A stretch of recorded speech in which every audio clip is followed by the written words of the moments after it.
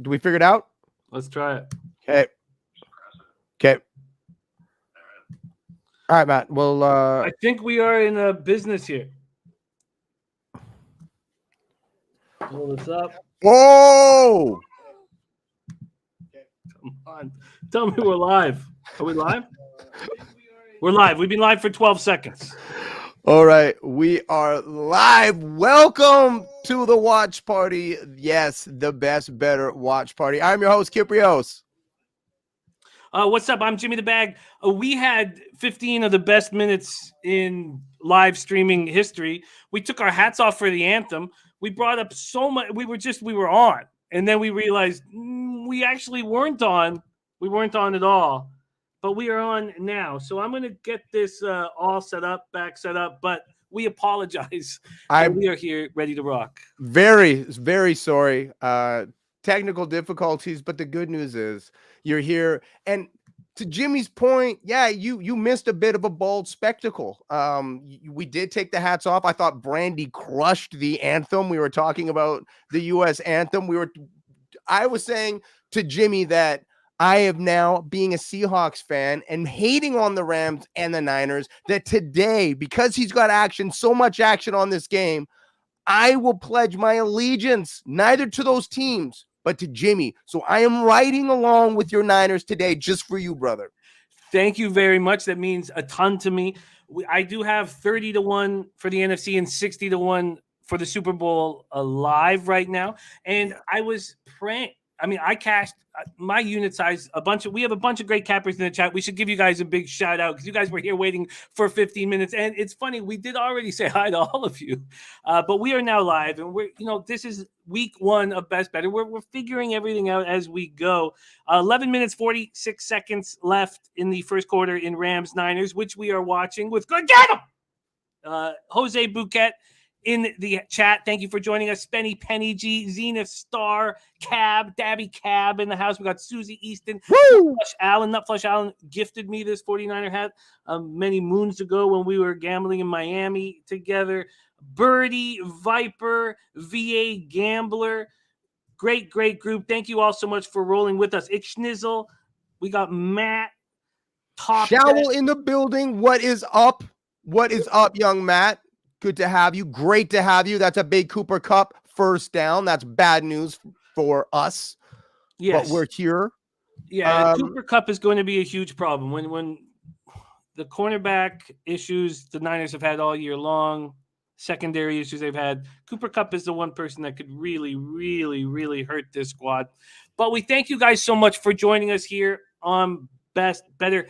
We also had everything locked down, too, with a really nice opening video cuts too, which you can see next week, which you'll be able to see next week when we roll. But when it comes to Best Better, the big story thus far in the contest is Bridget Case. Kip, my man, tell the viewers a little bit about what Bridget Case has done so far. All right, so Bridget, I'm not sure if you guys were paying attention or watching earlier, but a massive upset. Indeed, the Bengals not only covered, but they won that. And young Bridget Case was our only player to take Bengals straight. Bring it up. How much did she bet? How much did she win? There it is, plus 285. She wagered 80. The return of $308. So you and I were talking about Jon Orlando and Tiffany, but young Bridget was talking about those dollars. And look at that second bet, Jimmy. Tell me how close she came to hitting that number 2 bet there, the Mahomes-Burrow bet. Mahomes-Burrow, she got the 5 touchdowns. They combined for 525 yards. She was 25 yards off. It's now 1st and 10. The Rams are driving in 49ers area and they're moving the ball pretty comfortably, which makes me a little nervous. So Bridget Case started very strong. Now that's about the end of the glory from our gamblers thus far, and that can change because there's a ton of action on this game and live bets are going to be coming in. I should check and see if we've got live bets in right now. No, so the live bets haven't come in from our gamblers, but they have to make a live bet on this game. Kip, why don't you tell the viewers a little bit about our heads-up side bet action because I think you're going to be very concerned and be sending me cash very soon. Jimmy, so thankful that you brought that up. Yeah. The bad news is that I had an idea to do a little bit of side action. I wanted to get an inkling of who we were both feeling. And so it was my idea to put money on who was going to do the best overall in this competition. You added the caveat of who would do the best this week. Jon Orlando came on the show, and that man, he's big, beautiful teeth, big rugged shoulders, an incredible story, and he's got incredible stories. I fell for him. I was bedazzled by those teeth, bedazzled by those shoulders, bedazzled by his like $90,000 horse betting win. And so you even like you took first crack. I thought we were gonna both go with Jon, and you went with Tiffany Michelle. And Jon Orlando he has dug himself and me now an incredible hole, because look at these bets. Patrick Mahomes MVP, done. Chiefs to beat Rams, done.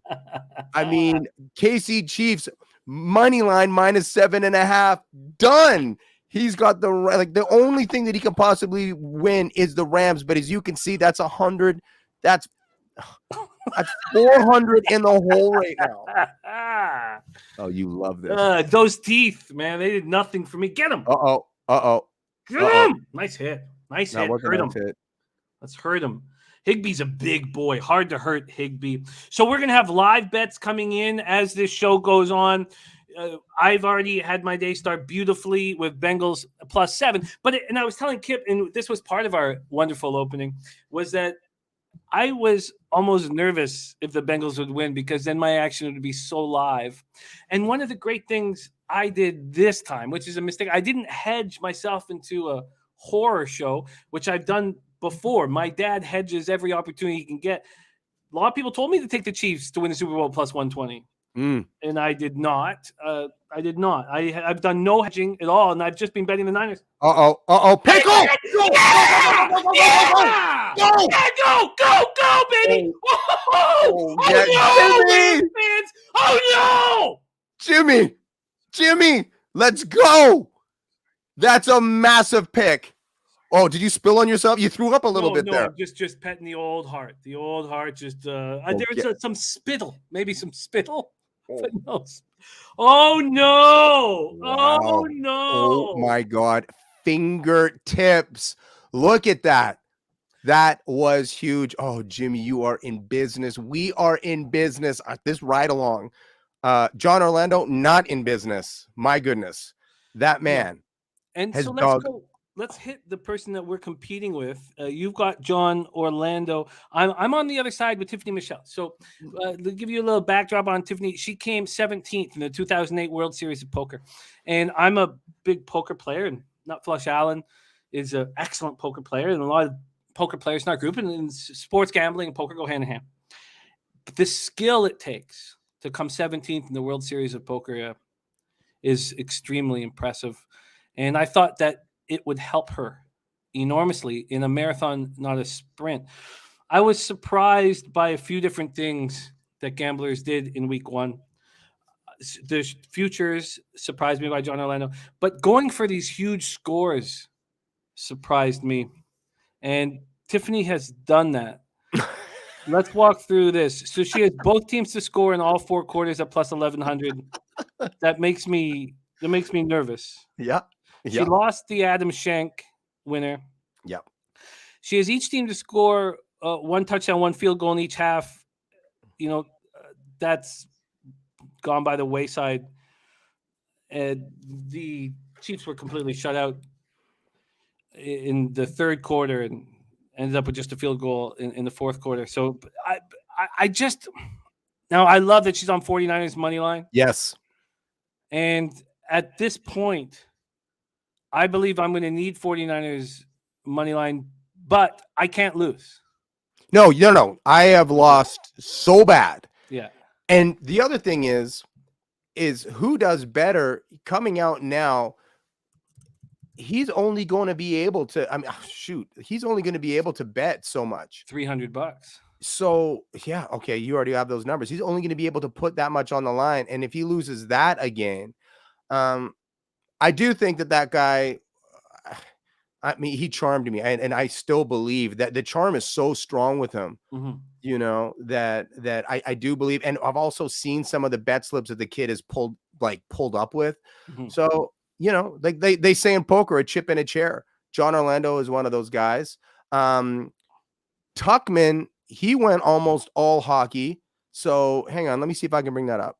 Yeah, bring up Tuchman. Let's get a first down here. There you go. Bank Oh, it. there you go. So Ayuk, young the Brandon. Islanders Kraken game was canceled due to weather. The Kings Philadelphia is an interesting situation because I bet on the Flyers. Now, I'm sure Birdie's still sort of shaking his head about how I did it because I was very angry with my NHL on Friday night. So when I put in my bet, I took the Flyers on the -1 line, the alternate line for a +260 score. So I ended up just pushing. Now, it was 3-1 in the third period. I felt like it was a tricky spot for the Californian teams playing at 1 p.m. Eastern, and I was on both the Ottawa Senators and the Flyers for big scores. The Ducks beat the Ottawa Senators 2-1. That game started 9:30 Pacific, and the Senators were all over them. Gibson stood on his head. But I bet against his spot on Kings money line. And then the Rangers Wild was a very interesting game. That was on Friday night, and that was when they retired the jersey of King Henrik. Oh God, does he not look incredible? Just like I mean, that man always dressed impeccably. He's just a stud. Hank, what a stud, the King. 7th round draft pick to make the Hall of Fame. I mean, he's not in yet, but he will be here. Come on, let's get it. Get it, go. There you go. There you go. There you go. And then he's got Cam Akers under 61.5 yards. So I'm going to take another look and see if any live bets have come in thus far. Here, does Akers have a rushing yard yet? I'm gonna actually check that on my phone. Look that up. If the Niners win this game, I'm going to lose my mind. I'm gonna lose. I'm gonna try to keep it clean on this broadcast. I appreciate best that. I can. I'm gonna do my best. He's got 3 rushes for 17 yards, so he's not off to a bad start.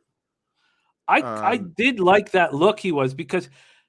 No, the question all about that bet and what I think Tuchman was focusing on was that Darrell Henderson is back and he's been gone for a while. What role was he going to play in the offense, and was he going to take some carries away from Akers?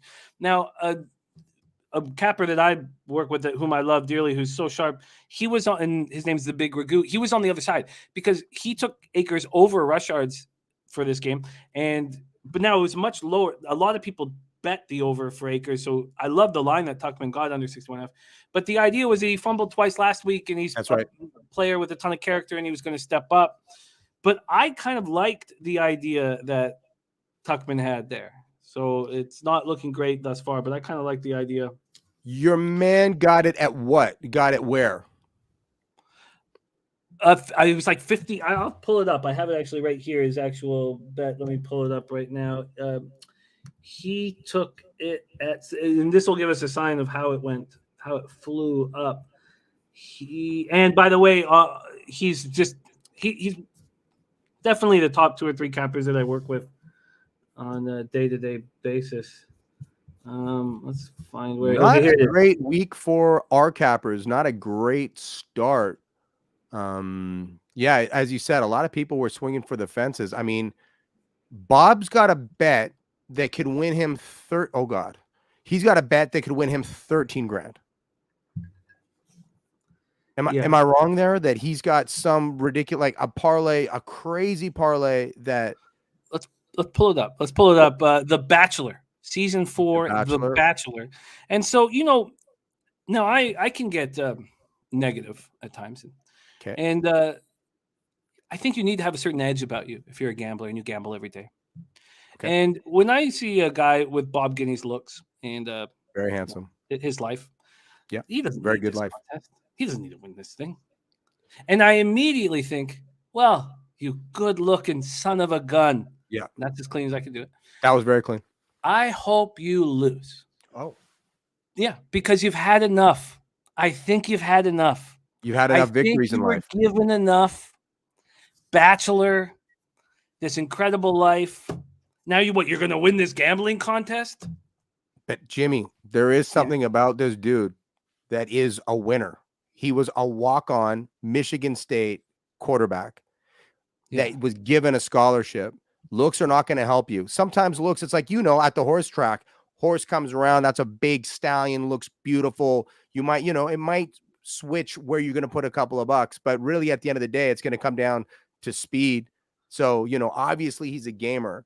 So I do think he's got those assets. He's won, but he may win. I cheer for ugly people. I want ugly fat people to succeed in gambling. If the better looking you are, the more I kind of want you to lose. I hate to say it, there really isn't like somebody that you're cheering for in our panel. Like our cast are all pretty good looking, like by no design. And I'm just saying, but you're right. You're right. But you're right. We'll have to talk to the producers and find us someone hideous for season 2. Oh, and then we both. The thing is, then we won't have any we won't be able to collide at all. We'll both be putting money on the ugly dude. Yeah. No, ugly people cap. Well, we need a hideous like monster on this show, but then it'll be too easy. See, the reason why I thought that Tiffany Michelle would be strong in this contest is because gambling is a fickle. Again, I'm trying to keep everything clean. Is a very you have to be able to grind day in and day out. You have to handle losing. You have to not get hurt too much. But one of the problems a lot of us cappers have is that the losses hurt so much more than the wins feel good. And you have to find that balance over a 10-week run. And, I did think that anybody who was thinking about betting 50% of their bankroll in week 1 was making a egregious mistake. And anyone who was shooting for the stars in week 1, I think that personally, I think that anyone who has we try so hard to keep our vig down in sports gambling. And I thought, you want to have someone who's got the closest bets to around even money. But then look at these shots. Everybody's taking these huge shots. Let's pull up Bob Guiney's shots here. Show me, Bob.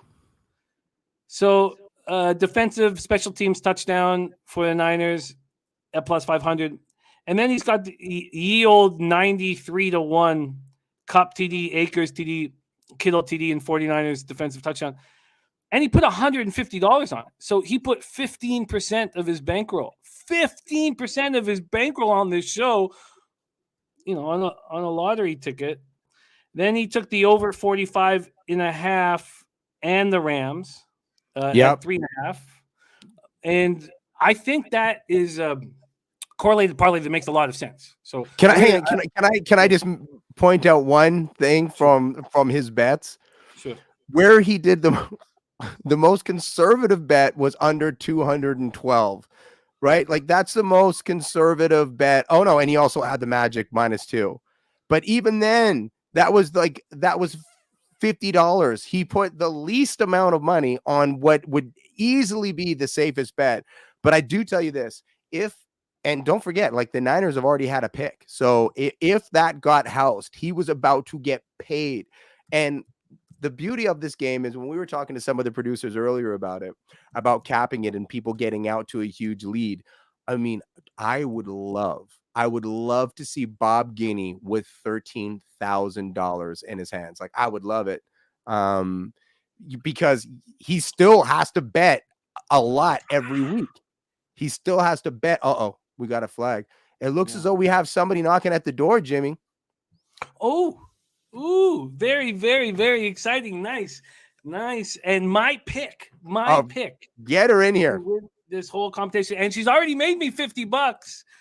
Please welcome to the show the 17th place. I already talked about her in the 2008 World Series of Poker. Very, very impressive capper. Tiffany Michelle in the house. Tiffany, thank you for joining us. What up, Tiff? Knock, knock, knock. Ding, dong, ding, dong, ding, dong. Ooh. I'm here. She's got her Rams gear on, folks. She's got her Rams gear on. That's, and the underwear is blue too. You gotta, it's too light, but you gotta wear all the colors. That's a legit match right there. Well, you know that Jimmy's got you winning this entire thing. He already won money off me this week because I was stupid enough to place anything against you and not put money on you. I took Jon Orlando, who is probably going to be this week's biggest wiener. And so you've already won money for somebody on this competition. Wait, how? What did you bet, Jimmy? we added a caveat. In fact, it wasn't. Maybe no. I think this was my added caveat. I said that you would beat Jon Orlando week 1 as well. Not only would you beat him in the contest, but you'd beat him week 1. Okay. And already you've made money off of that? Yeah, that's locked. You've locked it in because I'll just give you if you want something to make you laugh out loud. This is his action here. Patrick Mahomes to win MVP in the Super Bowl. The Chiefs to beat the Rams in the Super Bowl. Oh shit! The Chiefs minus 7.5, and he put 300 on that Chiefs minus 7.5. And you know, Tiffany, the skill it takes to succeed in the World Series of Poker was how I knew to back you. And here you bet $250. You bet 25% of your action. I think that was really shrewd. I think it was smart. It's the week 1 of a contest. Who knows how it's all going to bang out. Let's not put half of our bankroll in play here. And the way that you did that is exactly why I believed in you. Well, thank you. In hindsight, of course, I'm like, I of course wish, like, I'm actually surprised that everyone else didn't bet. I was like, holy shit, like Bob Guiney, like lost his fucking mind, right? Like just, hi Bob, like, have you ever bet sports before? Like he just came out, shots fired so hard. Okay, we're gonna cut that. We're gonna keep that as a cut. That's a beauty cut right there. And so yeah, I actually thought, like, I was in hindsight, of course, I had this big plan to play so conservatively, and then I'm just such a gambler, and I started seeing like, sorry, we're watching the game with like a bunch of people. It's like having a party at the house. I planned to play super conservatively, and then I'm like a California girl, so like with the Rams and Niners games, there was so many fun things to bet that the gambler in me is like, oh my God, there's just so much fun stuff that I actually want to root for in this game. And just based on how crazy these playoffs have been, I was like, these games are going to be insane. Like the unexpected is going to happen. These 4 teams are going to come out so hard. Of course, I don't know if you guys saw it, like my 1 touchdown, 1 field goal per half for the Kansas Bengals game. You guys, I was 1 field goal.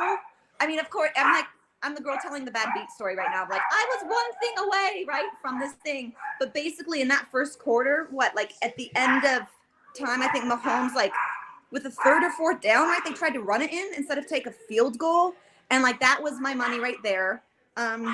Yes, hindsight's 20/20, but of course, based on how things are playing out right now, and of course, I'm not happy with my Rams Niners scoring every quarter. Like the interception in this first quarter just like screwed me on that. Oh yeah. But thank God that I only bet 25% of my roll, and I don't know. I don't know how I'm going to adjust next week, but all that I know is I lost my mind, and I was like, let it go for some like low bets, like low risk, high reward. And I'm kind of shocked that everybody else didn't. I don't really see the strategy with what everyone else bet. You know what's crazy is that the women are actually like doing 10 times better than all of the men. Yeah. Tuchman is in trouble. Jon, my horse, and you know, it's the teeth and the shoulders. Like he just charmed me. He was so damn charming that I was just like, he can't lose. And anyhow, I'm the opposite because I see a good-looking guy and I get, I don't know, jealous and angry. You know, I don't know what it is. Jimmy goes the other way. Jimmy, like just said, he really wants Bob to lose because he's so good-looking and he's won so much. Won so much in life.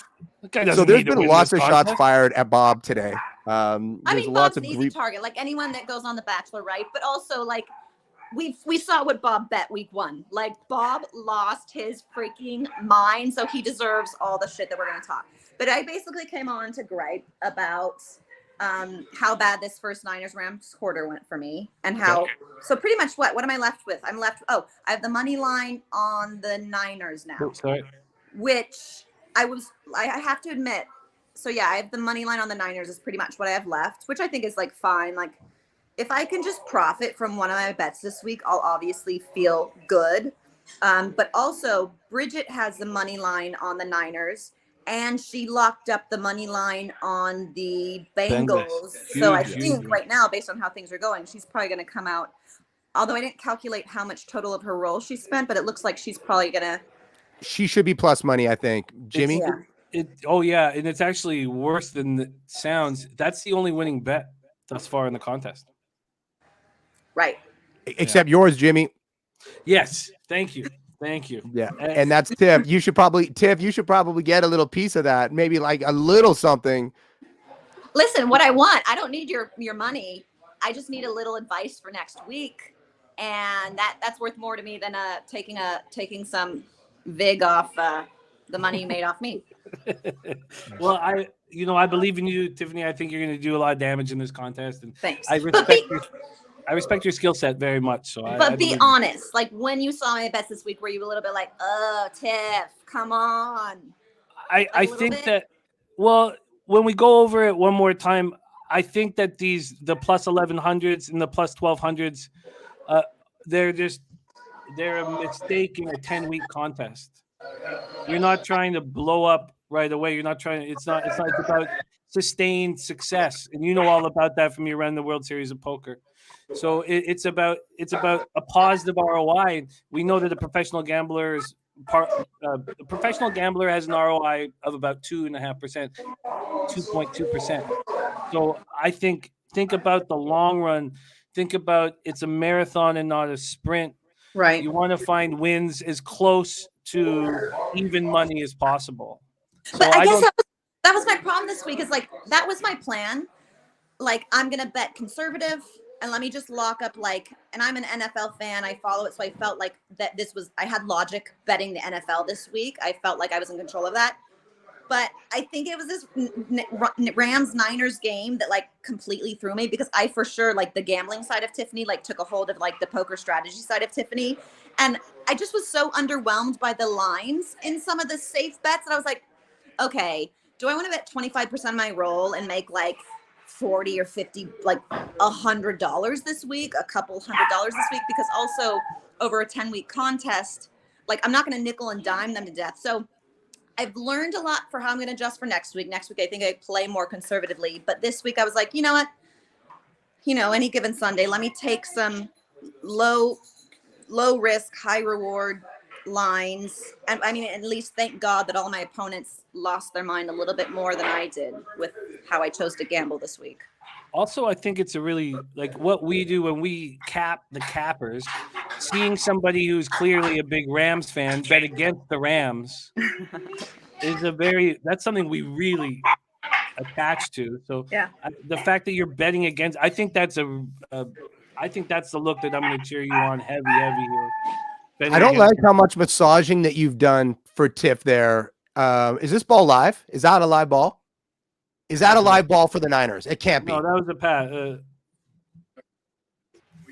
It's a touchdown for the Niners. It's a defensive touchdown. That means that Bob Guiney just hit a monster. No. If this is a legit, that's a forward pass, Jimmy.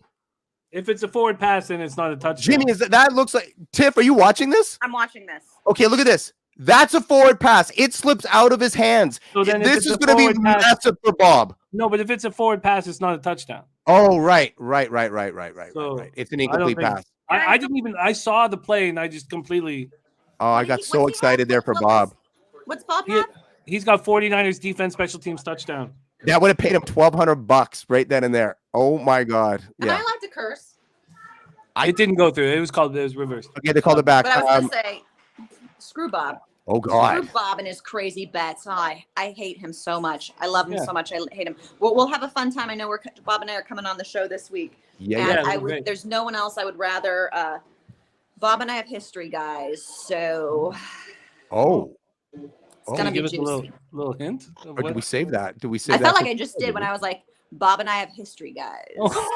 Okay. Enough said. Let's go Niners. Let's go. Yeah, you know what? Here's the good news. This was kind of the other thing this week that I justified, not loving what I ultimately chose to bet. I was like, you know what? I'm going to put the fun in Tiffany, and I'm going to have a fun week sports betting. Oh. And here's the best thing for me is if the Niners win, I win my money line bet. And if the Rams win, my Rams win. So I'm kind of in yes, I'm competitive. I want to win this 10-week thing, but also from week to week, you got to have a fun time with the bets that you make. So yeah, if fun is worth cash in this game, then I'm up a couple $100 with the enjoyment I've had. Yeah, it is fun. I mean, and also it's like nobody's done this before. So there is no roadmap to follow. There's no script of oh yeah, the guy who won it in the first season. It's like, that could be you. We don't know. It's like, oh, be like Kanish in rounders and just grind. Or is it somebody that gets a Bob Guiney massive bomb? I just think it would be hilarious if his like $13,000 bet came in. Shut your mouth. Shut your mouth right You know what now. I just think it would be fun. Don't get me wrong, Tiff. I don't know if he'd know what to do with it. I just think it would be hilarious that if a monster bet came in, like, I just think it'll be funny. But right now, there is no roadmap. There is no, like, this is a script you follow. You got to be conservative and do this and that. It's like The Bachelor. Like, this is how you're going to get a rose. Like, we don't know. We really don't know yet. And you're not the first person who said that Bob Guiney doesn't know what to do with it. So, hey-yo. There she is. All right, guys. You're the greatest. Good luck. Thanks so much for joining us, Tiffany. I'll join you again if I have more things to come on and gripe about based on this game. But go Niners. Good luck. Thank you so much, Tiff. Bye, guys. Peace. See you later. What a sweetheart, man. And she added a new element of excitement for next week's show. Yeah, she did. So there's history. God, she's incredible. She's a lot of fun to talk to. She's like an open book, and like she's got incredible energy, and she's a gamer. She knows her stuff. I'm so jealous that you picked her. I'm like so jealous because she seems like an incredible pick right out of the gate, man. And she's already won you money, and she's probably going to win you some more money. Well, I care about this money, to be honest with you. And I'm by the way, Cam Akers out with a shoulder injury, questionable. Tyler Higbee out with a knee injury, questionable. And if you look on the sidelines, McVay is panicking, as he should be. But I want to win money here and now, and I'm concerned. I'm a little concerned. Now, one of the things that the Niners do is they want to hurt you. Yep. And they're not going to play the sidelines. They're going to punch you in the gut and keep punching. Yep. And so they tend to be able to come on in games late. The last loss they had was in Tennessee, and that game made me so angry. But that was the game where Jimmy G hurt his thumb the first time, and you could see he couldn't throw the ball. And they were dominating the Titans, but the Titans went crazy on third down, just dominated on third down. But already the 49ers have been given really nice opportunities to take care of business, and their offense isn't moving the ball at all, which makes me a little uncomfortable. But yes, that was very fun meeting Tiffany, and it's amazing you got blinded by good looks. And I think that me feeling sick around good. See, I don't know, Kip. We grew up in the same community, and it all started for me when the Australians that were working in Whistler started hooking up with the best-looking female friends that I had. They'd be 6'4", square-jawed Australians, and that begun my hatred towards good-looking guys. And now if I see a good-looking guy, I immediately dislike them. That's fine, but like, how's it going there, Sheila? Let me put my jelly in your roux pouch. The bet wrench. The kids at home haven't seen it, but I've seen the bet wrench before. The Midler wrench. I was just in Whistler, British Columbia, and there was many Australian people there. So yeah, I won't go. I won't go. It's sort of like a Circa sports book for me in Vegas. They don't have a horse book, so I won't go. Banned. Yeah, I won't go. You don't respect horses, I won't go. And now there are a few Australians that I cap with that I really like, so they've built back. But I don't forget what they did to the best-looking friends that I had growing up. I also wasn't a fan of, like, in high school, like the older dude. I thought if you could poach from maybe a grade younger, 2 grades most, like a grade 12, poaching. But I hated like grade 9, you're attracted to a girl, and then the dude in grade 12 who's already got a car. To me, like, that was going too deep in high school. I also hated that guy. Oh, I still want to run up to all those guys with a sharpened chopstick and stab them. And I'm 42 now. Right. So I've still held that grudge over 25 years. Uh-oh. Come on. So Tiff got shut out in the first quarter, no points. So that bet is ripped. Yeah. It's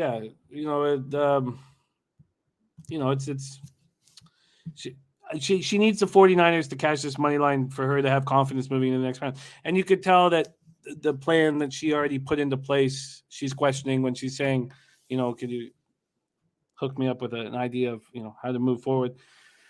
I think that the VIG's got to be as close to even money as possible. Don't go for home runs, man. Tony Gwynn this contest.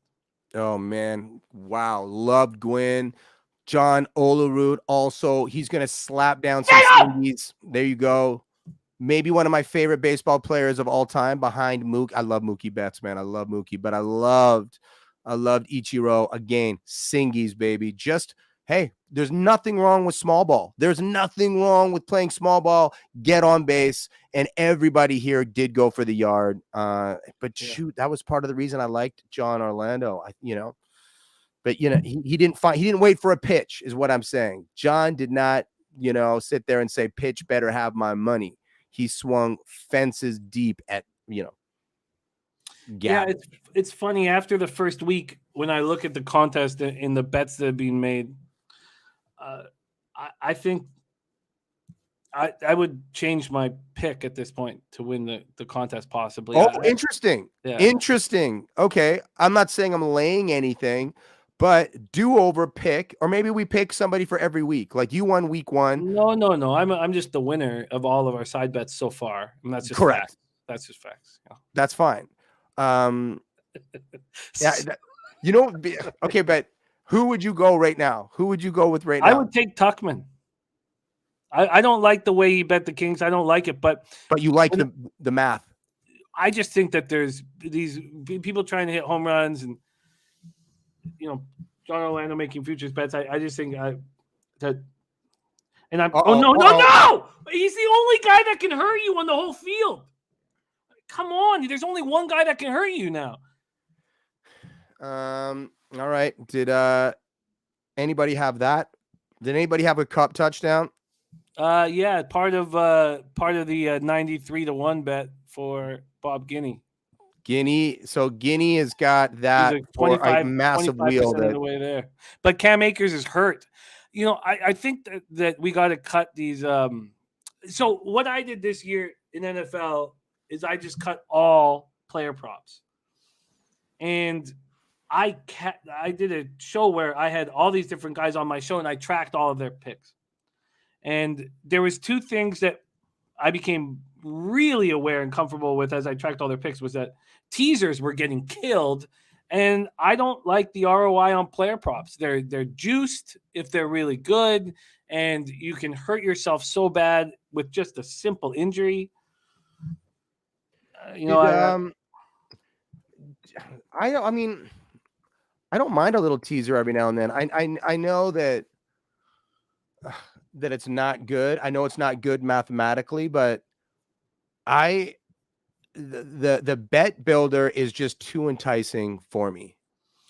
Oh, and look, let me also kind of preface that with if you're betting with $50 to $100 a night, go for big scores. Yeah. So I'm just in a contest, a 10-week contest, when you're given $1,000 to work with, I think it's a mistake to go for big scores. And if you try to do this on a professional level, I also think it's a mistake to go for big scores. But before I went down to Costa Rica, I was betting parlays because I was in a situation where I had about $200 max to work with a day. And at that point, I would love to turn that $200 into a K. So I want to take a Jimmy moment if we could. Sure. I was talking to my wife about you today in the car, and the life that you've led, you chose, and I spent I'm an artist. I spent a long time making music and touring, but I feel like being a stand-up comedian out of all of the artistic pursuits, I think is the bravest pursuit, because you are truly out there untethered, no parachute. It's you live or die. There's so many variables that you cannot control. It's so easy to die. And you chose that. And then you chose this, which again, like there's so many variables that are out of your hands. And I just, you're an action maniac with a brass set. and been successful in both of those pursuits, which are both really difficult to do. So that was my Jimmy appreciation moment. I have so much respect that you parlayed that first thing into an even crazier life, and you're making your druthers. You've made your way, and it's really impressive. I really respect it a lot, brother. So I had to give you a Jimmy moment before I blow you up in a little bit, but Real Talk AM radio, there's a lot of love there. Your success in music is far greater than any success I've had in either stand-up or capping. But thank you for saying that. And I was a fan of yours growing up. And so that's part of the reason why I was so excited to do this project, was just because you were a part of it. And for me, you know, with stand-up, at least, I tell people when they're like, why don't you still do stand-up? And I tell them, I was like, look, if I was blowing up in stand-up, if I could sell out clubs just because my name was on the marquee, I wouldn't be here. I'd be doing that. You know? And you know, like, because we started running together in the early 2000s, and those are my biggest years in film and television. Right. But moving from stand-up into capping every day has brought me so much happiness and it's brought so much. I'm so excited. Like, I'm so excited to wake up in the morning. I'm so excited about the work. I love doing the work. That was a big thing for me. I wasn't. Is it also like, are you just, you know, I don't know. It's like the biggest challenge, like the hardest way to, there you go. That's positive yardage. But like it's the challenge that's sexy, or like regular stuff isn't as attractive. You know what I mean? Like, no, you're right. I just want to be excited about it. I want to be excited when I wake up in the morning. That was paramount, always paramount. That's dope. Yeah. So that was always like the key thing. And capping sports, like, I just love it so much. I love the work that goes into it, and I love the grind. I love the everyday aspect of it. And there's so much to learn, and you can keep improving, and you can get better, and you can build databases and spreadsheets and track your action. Like, it's just nonstop. And I tell my wife that all the time. I'm like, look, yeah, there we go, Jimmy. There we go, Jimmy.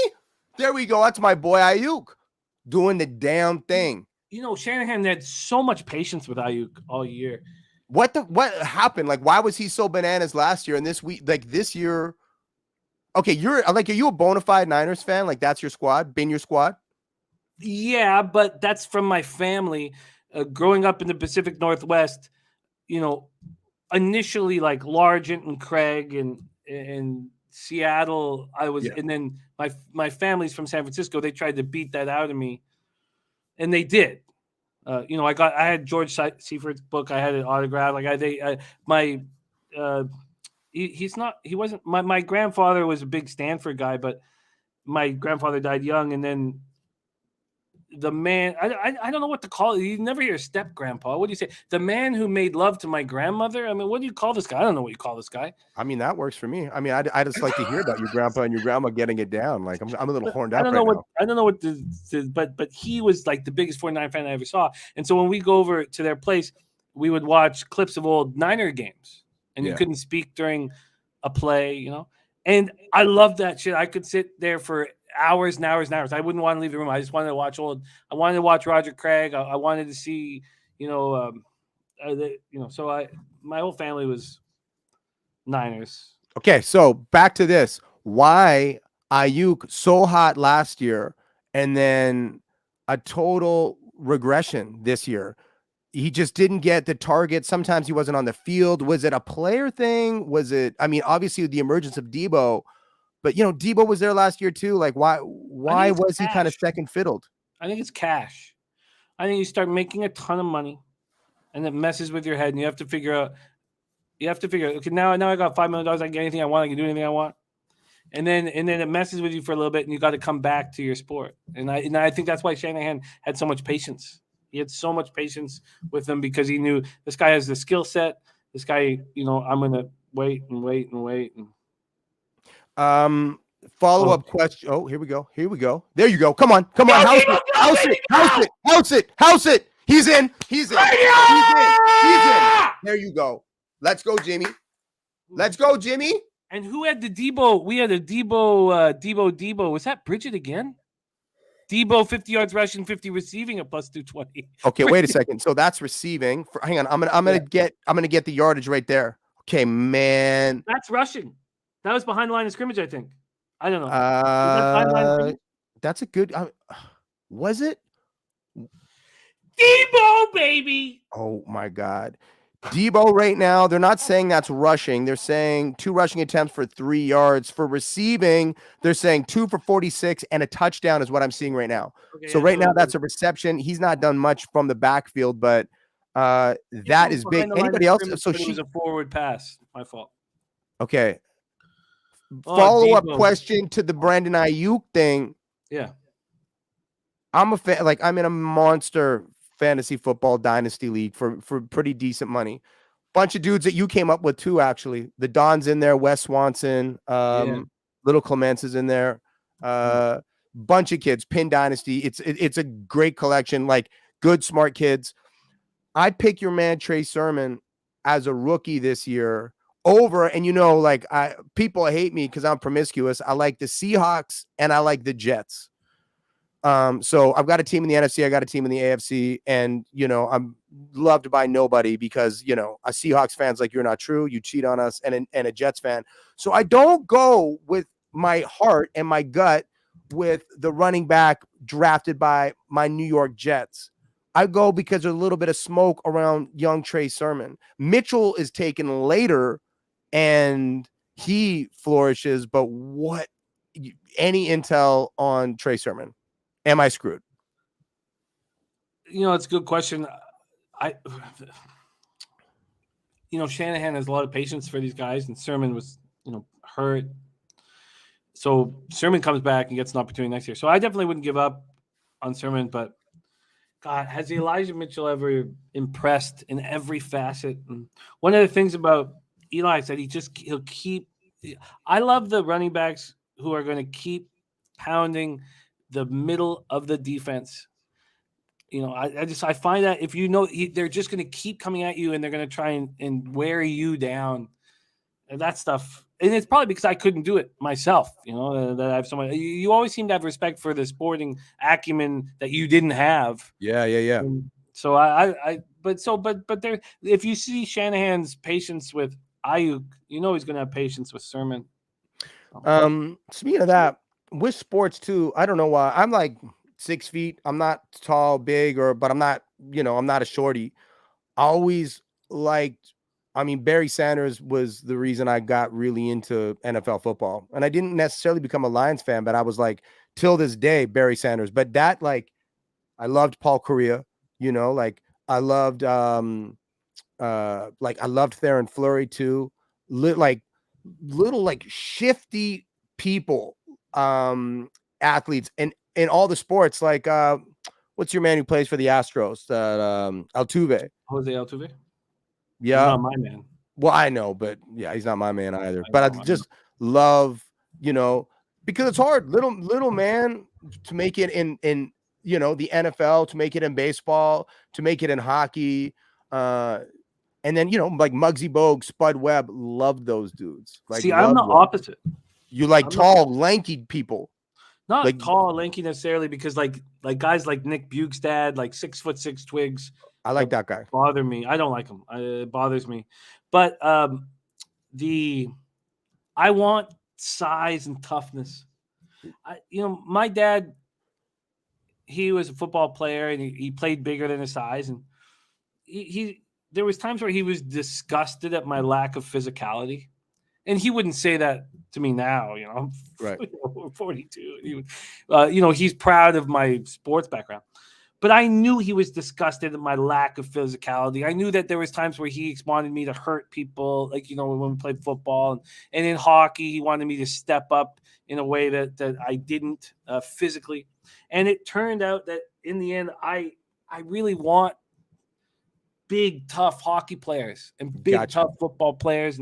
And I hate it. Like, I'm a Vancouver Canucks fan, and I just despise the way Benning built a hockey team. So, like, when they picked up Connor Garland,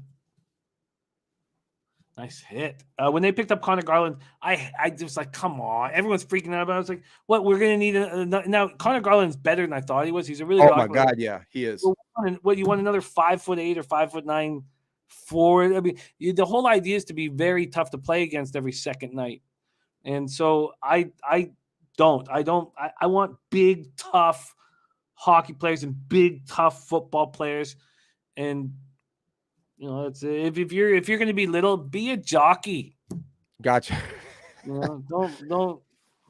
So. One thing about your dad, man, this pisses me off because we taped last week before the show came out.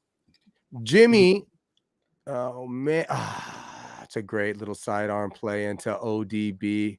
Odell Don't get him Beckham. Speaking of ODB, oh, look at that, that's beautiful.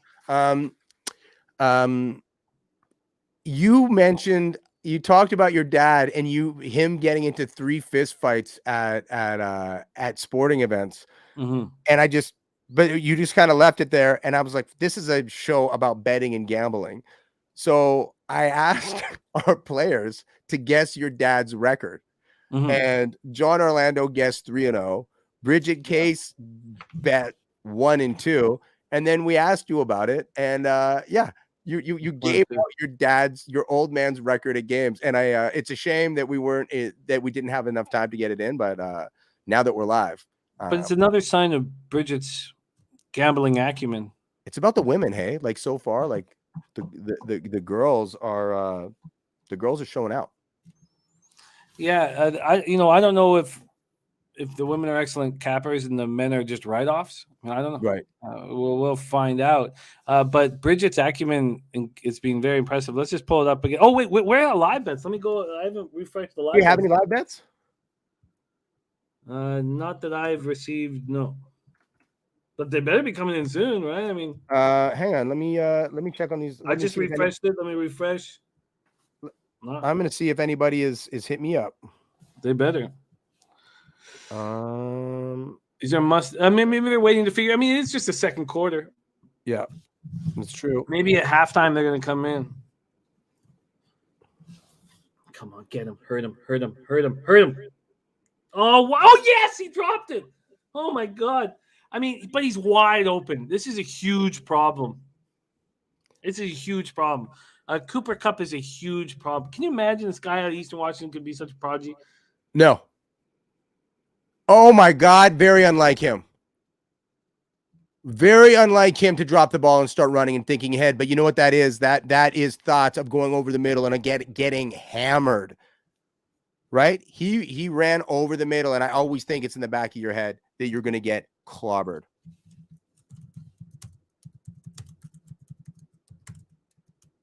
All right, hold on. I'm just going to nudge these fools, see if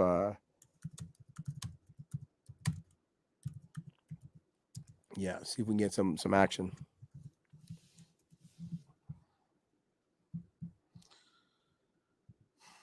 All right. This is a huge drive. Niners got to stop him right here. Need to stop here, brother.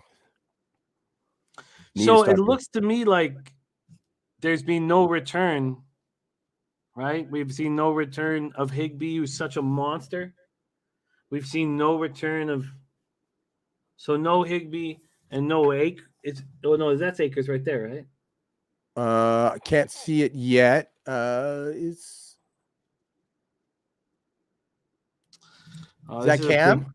It's a big drive. Oh, that's Sony. No, it's that's Sony. Yeah, it's a big drive for the Rams. This is, and they're clocking it too right now. How long has this drive been? They've just held the ball. It's been an impressive drive. They could have been even better. That Cooper Kupp might, that drop might be what saves you on this drive. Get him. Uh-oh. He's got, oh my God. Wow, you got lucky there, Jimmy. He had him. He had his man. And what do you think? Overthrown or should he have had that? I think I blame Skronek. Am I pronouncing it right? I don't know. They just let him go. They're like, this guy's not going to make this catch. Wow. Yeah, you're right. That was actually a pretty well thrown ball, man. Oh, man. Look at him. It's like he's stargazing. You know what's funny is like he kind of got trapped on both shoulders there. Like he switched positions and then it ended up like being right above his head, so it couldn't go over his left or his right shoulder. You know, like he didn't necessarily take the best line in order to give himself a chance to make that catch. Ooh, that was a pretty punishing hit. Jimmy G, Jimmy, another Jimmy. Is he good? Is he good enough to get this done? I know obviously he's got the pieces around him. What are your thoughts? I don't know if he's a top 10 quarterback in this league. That's that's the toughest question in football, man. Is Jimmy G good enough to get on? I mean, you look at his record, look at his playoff record. He's a winner. Yep. But that's about it. Got you. Hey, Turnsy in the house. Great to see you, Turnsy. Thank you guys all so much for joining us here. Live watch party here. Best Bettor next week.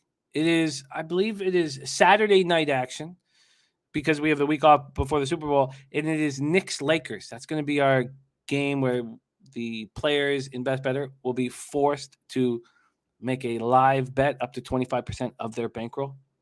Thus far, Bridget Case way out in front. But Bob Guiney just needs a defensive or special teams touchdown to get right into the mix. And I could talk a lot about the best bettors, or I could talk about my own 30-1 to win the NFC, 60-1 to win the Super Bowl.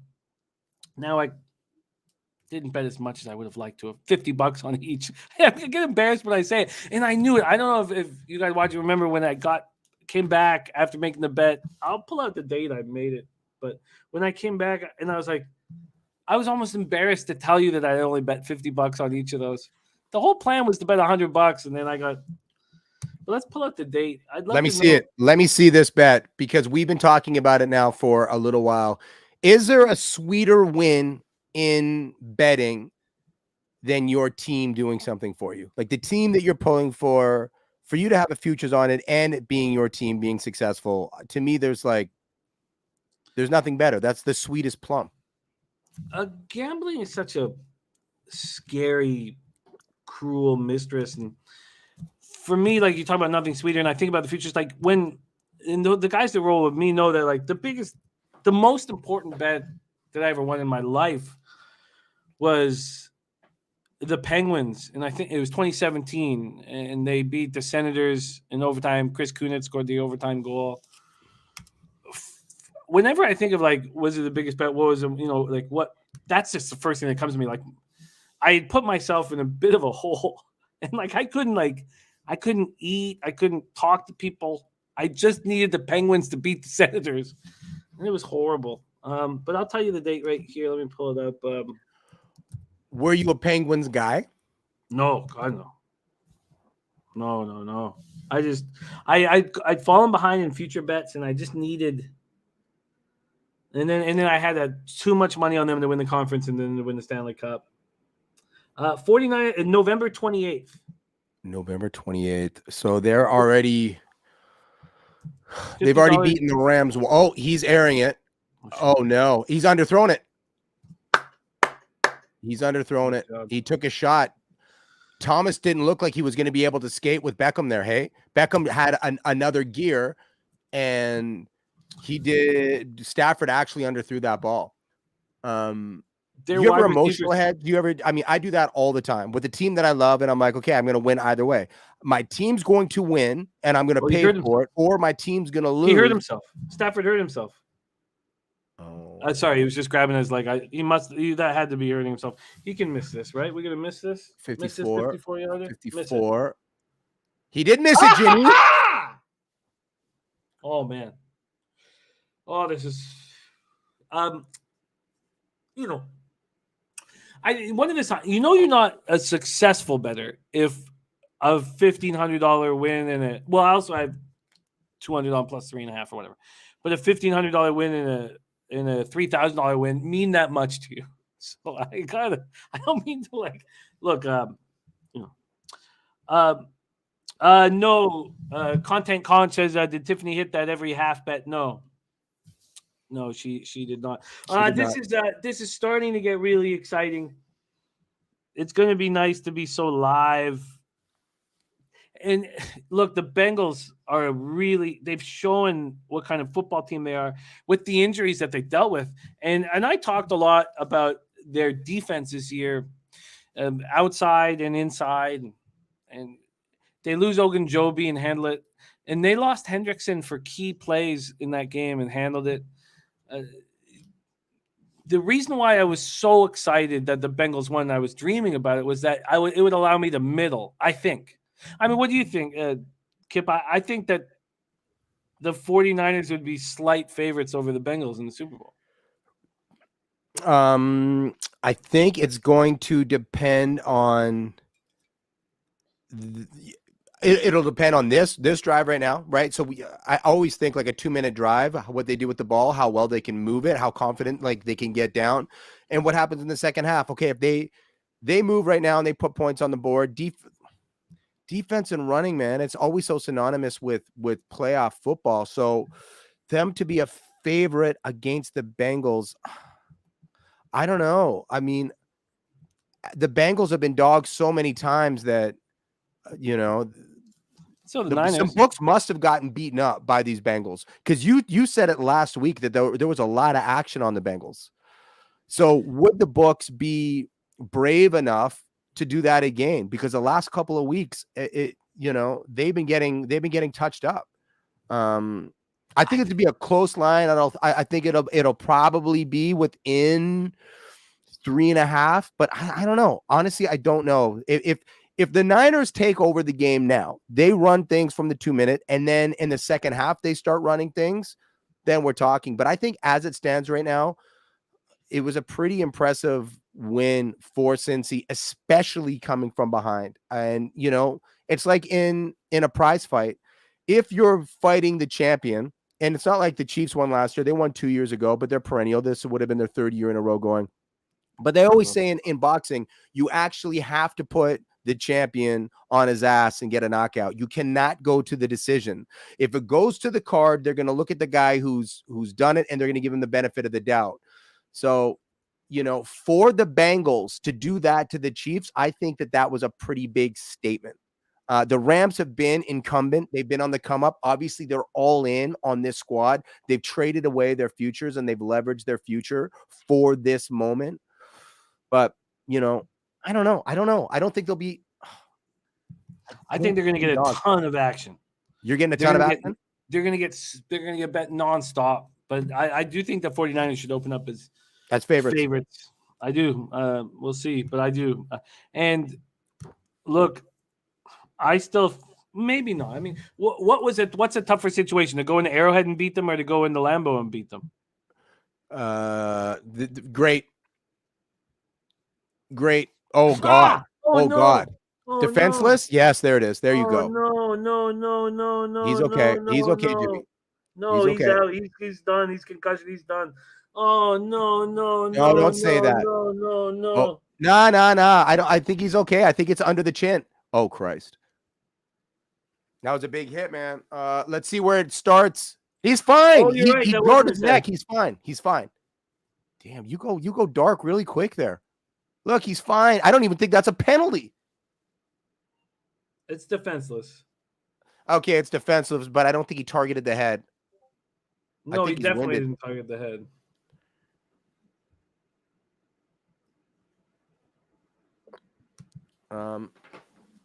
I don't think he targeted the head.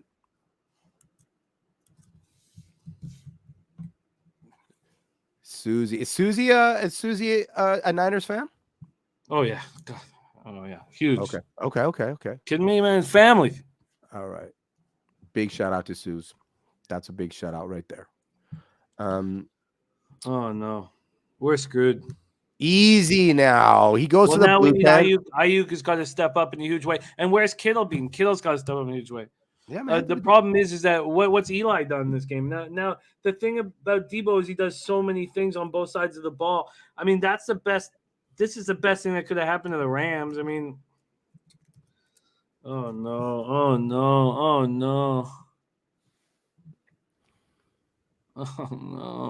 Easy, buddy. Jeez. I'm going to have to be talking you off the ledge. Well, So Eli has 4 carries and 10 yards. Yeah. It's got to be the Ayuk show. They pulled back the flag, says B-Ball. It was a great hit. That's what it was. Yeah, it was. Hang on. Where are you seeing this? They pulled back the flag. B-Ball, my man B-Ball in the chat. Oh, my bad. My bad. B-Ball, Kyprios, San Diego. I got to run with him at Santa Anita and a month ago. Oh, just a great capper, great guy, man. Money in the bank, B-Ball 619. Love him. What's up, B-Ball? Man, you guys, you paint a pretty picture of that of Santa Anita. Santa Anita. It's the greatest, like the physical. It's my favorite physical place on earth. I remember the first time that I went to a racetrack, even before I was driving from Vancouver to New York, and we stopped. My mom is from Winnipeg, and we stopped at a Assiniboine racetrack. Oh, nice. Oh man, we've hammered that track so often. And I was, young. I moved to New York after that. But we drove down. We stay in Winnipeg. Kid I was with day by, he needed to pick up some loot, and he was meeting somebody at Assiniboine. But we were all on our face. There's your man Kittle. Well, he's got to step up in an enormous way. So it's me, Prevail from Swollen Members, there's Kid Dayby, and our homegirl Heather in her old Blazer. And we're going to New York City for the Rocksteady reunion. So it was a breakdancing collective called Rocksteady Crew. Yeah. And every year in New York, they would have a big gathering, and people, everyone from New York would be like, Most Def was coming up then, and like Dilated. Well, not Dilated, they're West Coast, but they were there. And Swollen was playing. So we go to Assiniboine, and I'm probably going to New York with like $250. And I'm going to be gone like 2 weeks, 3 weeks or something. Yeah. So we go, and there's a horse called Western Diplomacy. And we were so like, West Coast. So I put like, I don't know, $20 down on this horse. Don't even know like how to read a book. Like, don't know what odds are or anything. It comes in, and like that 20 turned into like another $200 or $250. And I'm like, horse racing is easy. And then we're in Chicago, and I'm like, hey, let's just go make some money real quick, and let's go to the racetrack.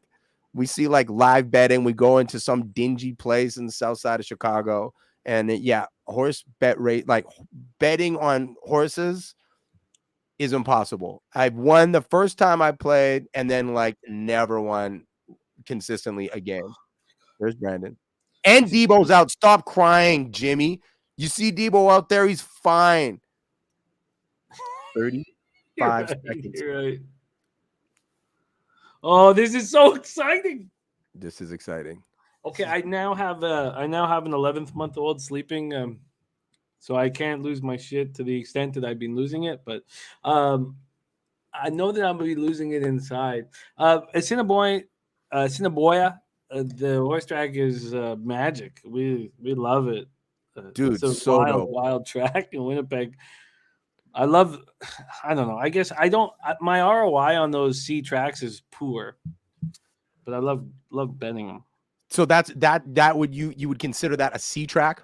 Oh yeah, that's the lowest of the low. We're look at your man Jimmy. That's a soup kitchen track, man. But we love it.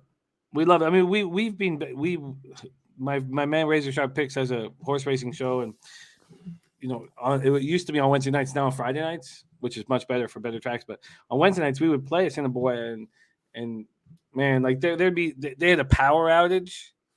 There was one night where the gates didn't open, so they had to shut it down. It's janky, man. Okay. Let's get this. Be up 10-7, and all right. This is exciting. This is extremely exciting. Look, won 2021 Kentucky Derby on a last-minute bet. Haven't cashed horses since. Paul Taylor the Sailor. That's a great name. And yeah, I know Paul. Thanks for the love on Throw It Away. Peace, y'all. That's a big respect, Paul. Yeah, that was a wild Derby. I can't wait for this year's. But Mandaloon raced his heart out. but Medina Spirit deserved that win. Oh, there you go. The Gould father. Yeah, good Guy. What, 21st straight field goal? Damn. Oh, look at this. And he's mixing it up with Ramsey. You God. gotta love it when you see it, Jimmy. Flag Ramsey, man. Yo. Flag him. No flag. Come on. Who's the halftime show? Yo, Ramsey. He is upset. All right. We still have no live bets coming in. I mean, they got to come in soon. They better. Could be a 5-way disqualification.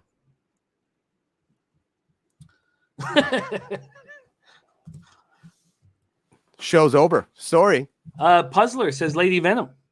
By Small Minutes, I've been trying to find that for years and years. Puzzler at Toronto. Puzzler, Lady Venom by Swolmer. I've been trying to remember and find that for years and years. I have that here in my record collection, Puzzler. I only have one copy of it, but Puzzler, if you go to Discogs, that is where you can buy and sell records, and I think you'd be able to find it. But hit me up later. I'll see. I mean, I know P's probably got 1 million of those, so I can talk to Preb and see if I can't help you get one of those on vinyl because they're around. But take a look on Discogs. Shoot, I can look for you right now. Puzzler is a good friend of mine. You know, Kip, I also did the drive from Vancouver to New York. Also did the drive. Which tell me about which way did you go? Like when did you drop down to the US? Like when and where? Brandon, Manitoba. I toured for 6 weeks. It was the first time my girl came with me on a tour. I toured for 6 weeks to make some bank, and then we went down from Brandon, and we went down because we went down to Chicago and then into Kentucky, where I need to be Churchill Downs. God, I remember that. I remember my first time walking in Churchill Downs. It was a Wednesday. We drove in, and my girl's like, "Is it closed?" Because horse racing was dying. The pandemic has really brought horse racing back because there was a time where there was only horse racing. We got a lot of new eyes into horse racing, and so we came in, and she's like, "Is it closed?" It was Wednesday night. No one's there, and we went in. And I remember sitting in a seat. It's like November, I don't know, mid-November, and it was 17 degrees Celsius, and I had a beer in my hand. The sun was shining on me, and I could see the Cardinal from the Louisville Stadium. Like I could see the Cardinal, and I was like, "Is this the greatest feeling I'll ever have in my entire life?" Like I questioned. I was like, "Is this it?" Because it might be, and might always be. In the sunshine, my first time at Churchill Downs, Twin Spires, seeing Cardinal, like it was magic. Then we drove to Cincinnati afterwards. But you can't. I don't know if anyone's been in Cincinnati. You can't get a hotel room downtown. So you get it at Lexington County, right across the bridge. So we got a nice hotel in Lexington, and then we went in, and it was Game 7 of Royals Giants. Oh wow! Yeah, and then we went to the sports bar, and it was all. So do you like the Giants too? Then from your SF love? Oh yeah. I was like a huge Will Clark fan growing up, and so my dad and Kevin Mitchell too. Of course, the ball barehanded catch and Kev. Yeah, Kev, love Kev. My dad became a huge Oakland A's fan because he just wants to get at me or whatever. Sure. And so, yeah, I mean, I can remember where I was. I was with Susie Easton right there when the earthquake happened during the A's Giants World Candlestick 92, right? I think so. I remember we were sitting beside each other for that. That was a moment, man. That was crazy. That was a crazy moment. How dope is that? Battle of the Bridge. That trip though from Vancouver to New York was unbelievable. So 6 weeks of touring, and then we went from Cincinnati to Pittsburgh. Saw the Pens. We saw Marc-Andre Fleury shut out the Kings. Damn. And then and we got like the Intercontinental for $100 a night, and so cheap. And how long ago was that? It was whatever World Series, Royals Giants World Series. So 2017? 17? I'm gonna look it up. It's gotta be 2017. 2017? Giants. Oh, and Lady Venom's like $10 on Discogs, by the way. I looked it up. If you're still hanging in there. 2014. 24. You beat me to the punch. Yeah. Right. Oh, Content Con says, who's the leader this week? Oh, it's a clear leader. A clear week 1 leader. And Kip, take it away. On top, we've got Bridget Case with the money line victory on the Bengals.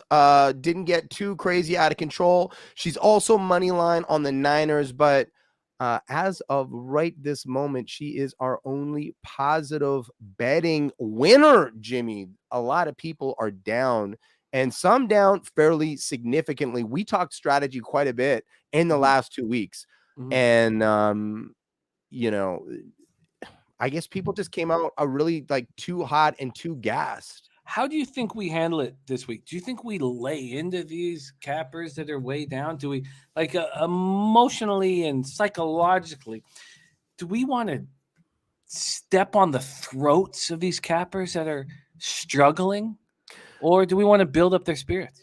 Well, they deserve the former for sure. They deserve, because you can't talk again. It's like why this show was started was that there's too many people have a hot take and there's no accountability behind it. Like that's really the premise. Like a lot of people talk a lot, and the closest that you can get into a game without playing and being an athlete, the most emotionally invested you can get is physical investment, and you put cash down.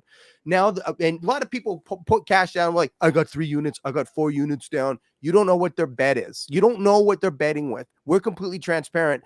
And they talked a lot last week. To a man, to a woman, they all talked a lot.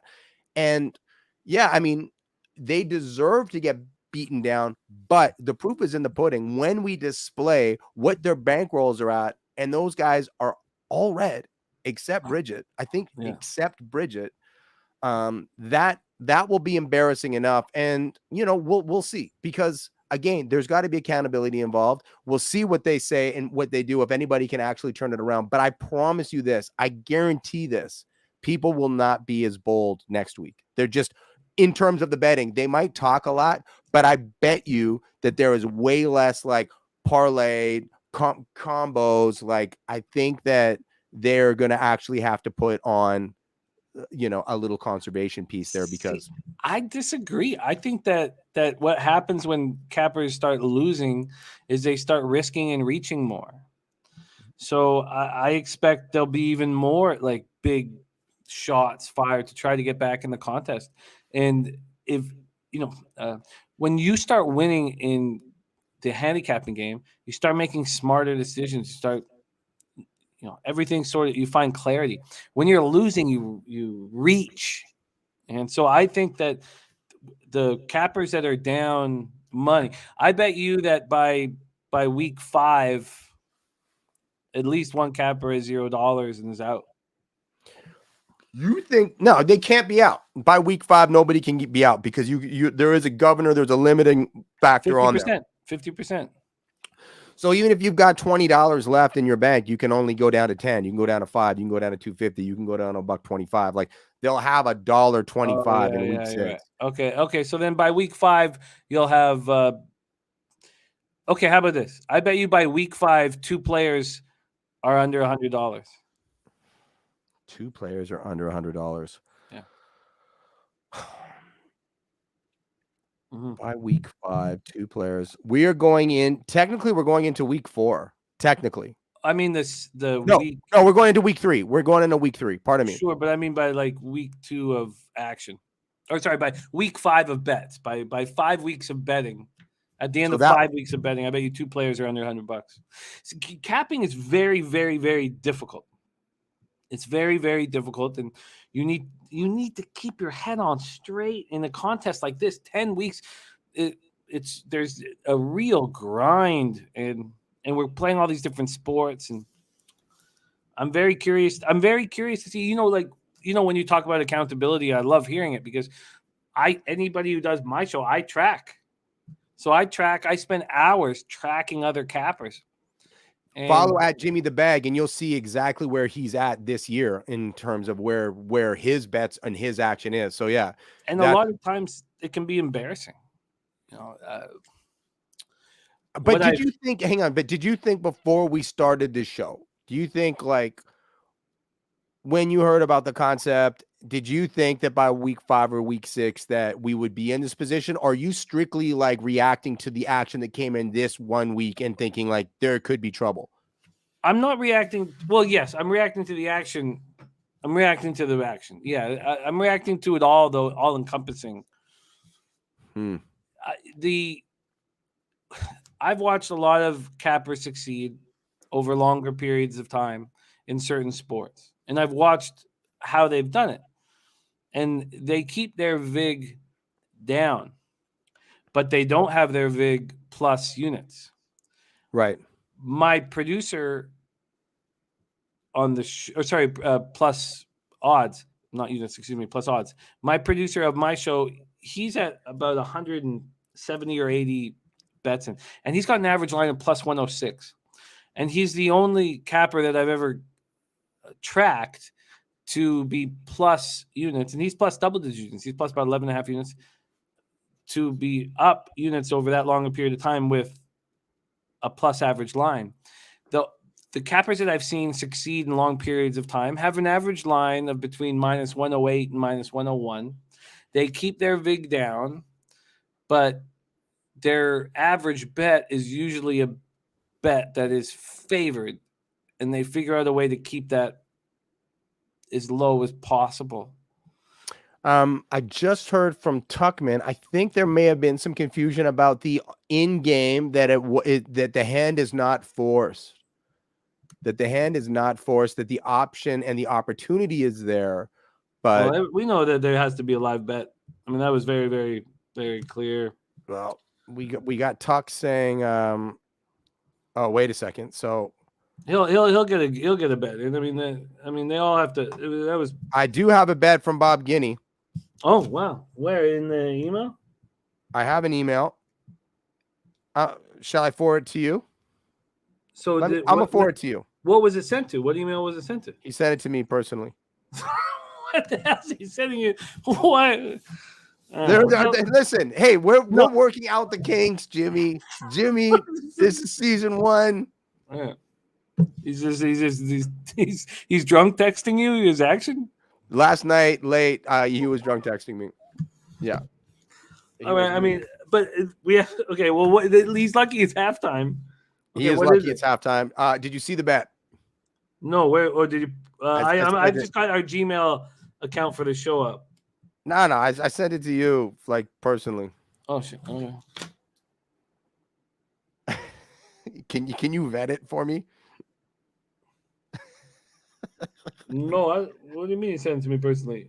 I sent it to your email. Peep game. Okay, here. I'll put it on your phone. All right.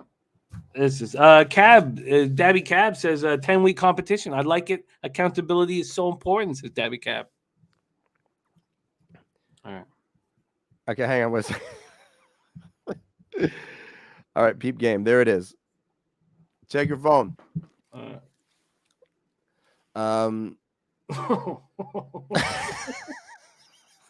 Can he make that bet right now? Of course he can.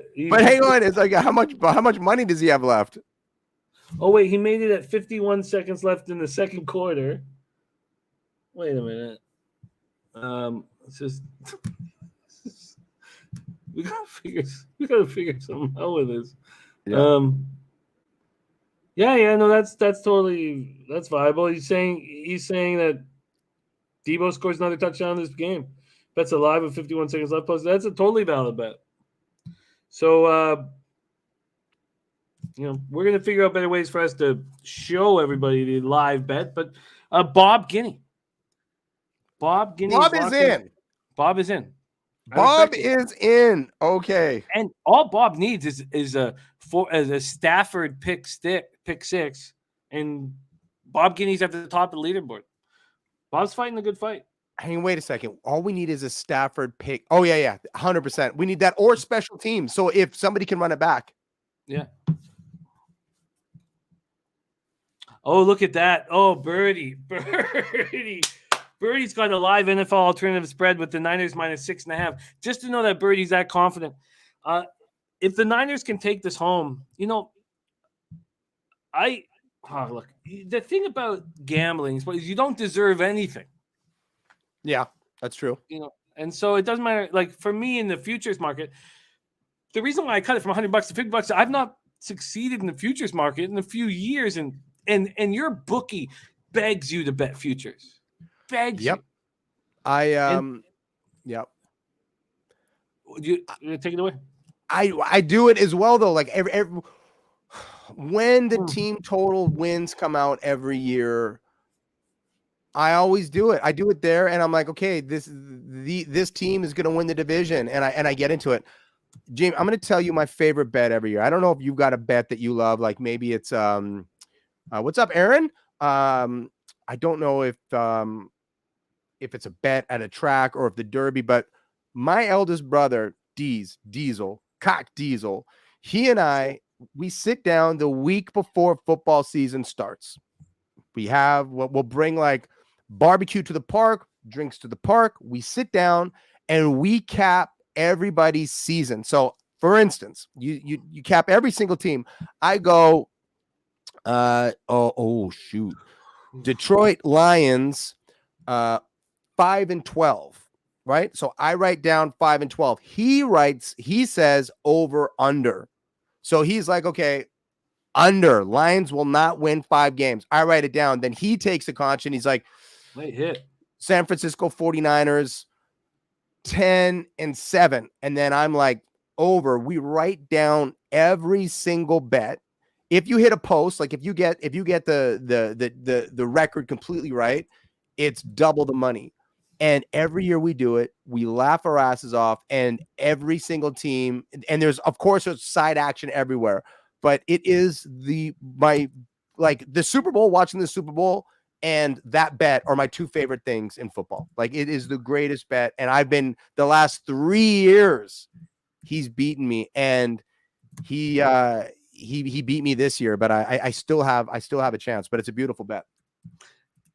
Yeah, the season win totals you can take advantage of,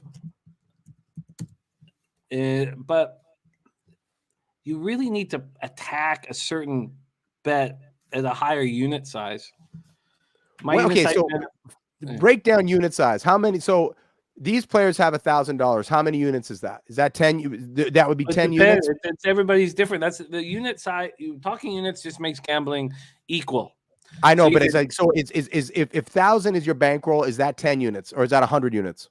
Everybody's different. You try not to bet more than 5% of your bankroll is a single bet. So, I mean, the thing, it was that thing to make a recreational gambler be able to talk to a professional gambler, right. And there really is no different. If your unit size is $10 or $25, your take and your study is important and should be respected if you're putting in the effort, and you just don't have a bankroll to work with. So for me, like, oh my God, that's a nice run. That's a nice run. I'm telling you, Bridget Case is going to have a giant lead here in a second. Okay, wait a second. I'm going to tell you how many yards Debo has. Debo is, oh my God, look at this. He just did that.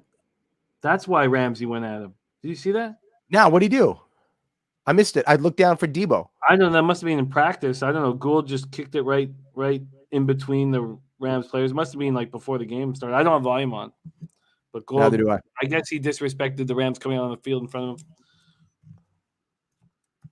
Bob Guiney just confirmed in a text message, and I'm just going to confirm again that Bob Guiney is one of the nicest dudes, and it just sucks that he's also like a good-looking dude, and he was a bachelor, so he had his choice of 20 different girls, and he was a bachelorette. Like, it's so sickening how kind and gentle a man he is. So, Bob Guiney, your bet is in, but you know what? But Jimmy hates you.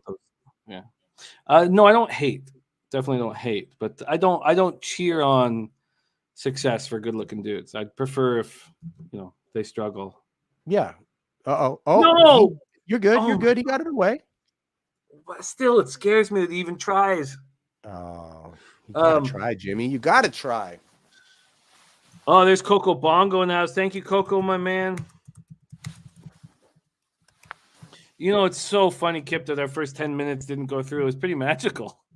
Oh my God. Both of us with our bald heads shining in the light, taking it off as Brandy putting down the US, like putting down the anthem, and then you and I talking about how beautiful that anthem, how difficult it is to sing, getting into the action. Like, it was the Oh, man. best flow, and we'll just never be able No one will ever to. know.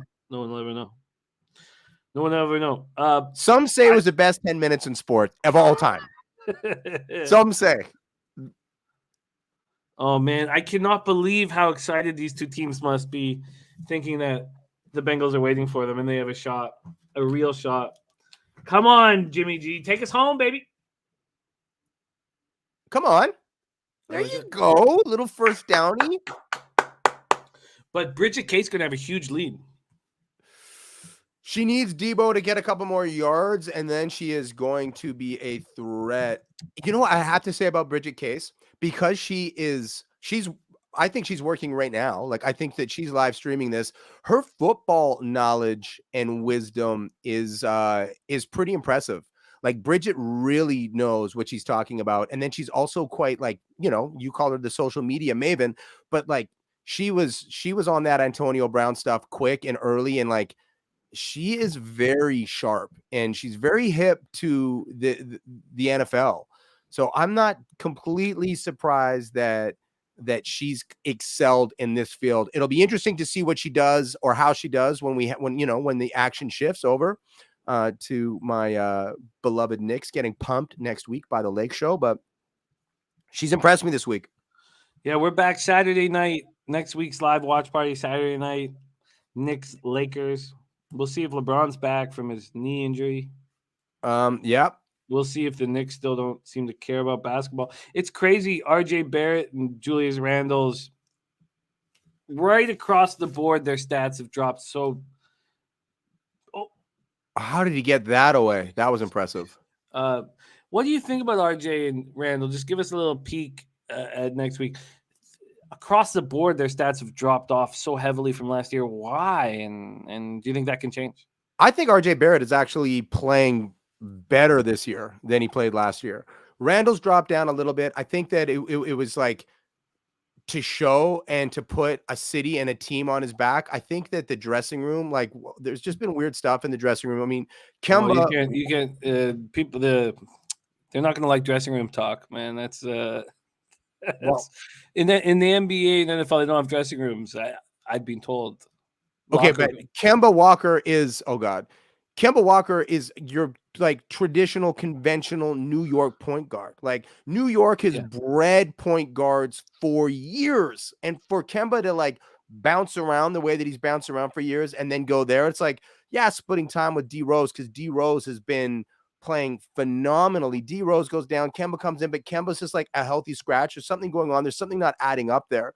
Julius making some weird comments. I mean, yeah, sure, we don't know what's going on there, but I think RJ's playing better. He made some stupid comments at the beginning of the year saying he was shooting for Defensive Player of the Year, but his corner three is, and him and Fournier are so deadly from corners, and that offense, like, there's such like a balanced team throughout it.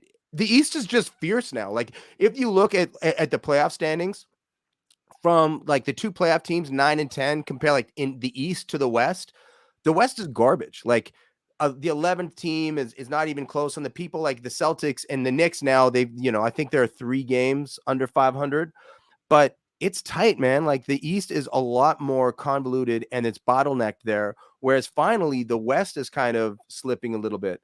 So I do think the competition's a little bit stiffer right now in the East. And I think the bench is kind of too big too in New York. Like, there's a lot of people that can play, but like, what's your ideal? Like 8 guys touching the court every night. You know what I mean? Like 5 guys, 3 guys that can kind of versatile. They can fill up minutes and give you some energy off the bench. And they're kind of like, 1 through 10, like there's a lot of guys on the Knicks bench that I trust and like, and I'm a homer. Like, when I'm living in New York, loving New York Knicks, always loving that squad. But this squad and last year's little run was a lot of fun. And it's been fun them beating up on Atlanta this year. And that's a huge fall from grace, man. Like, what is going on with the Hawks? The Hawks will get. I think they're going to get it together. They lose 5 straight, win 5 straight. Bouncing back from there. There was a time early in the season we thought they were a mess. They came home and they put together a lengthy winning streak. Then again, we thought they were a mess, and then they put together a lengthy winning streak. The one thing I know about Trae Young is he's a leader. He's got skills, and Bogdanovich coming back from injury. They needed him. Oh shit! I'm gonna need to. Jimmy, we got a bet. We got an in-gamer. We got an in-gamer, my friend. I'm gonna send it to you. I'm having fun letting you round these off. Okay. Sure. I'm just gonna. I gotta stop being Jimmy the Bag here. I gotta start the bet. We have certain rules here, and I've got to handle the comment section here. Okay. We did get a bet from Tux. Tuchman has made a bet.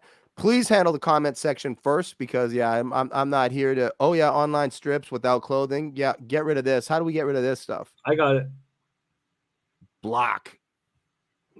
Yeah, man, I'm a tumble. Block. Did it block? Get it out. I think it did. Good eye there, Jimmy. I think I did. Do you think I bored everybody to death by talking about the Knicks? I must have. I'm sorry. I apologize to everybody who's watching. That I said we're gamblers. We want to know. We want to know. You know, I apologize. Nice hit. Hurt him. Oh no, we got hurt. All right, Jimmy. Yeah. Take a look from Mr. Tuchman, David Tuchman.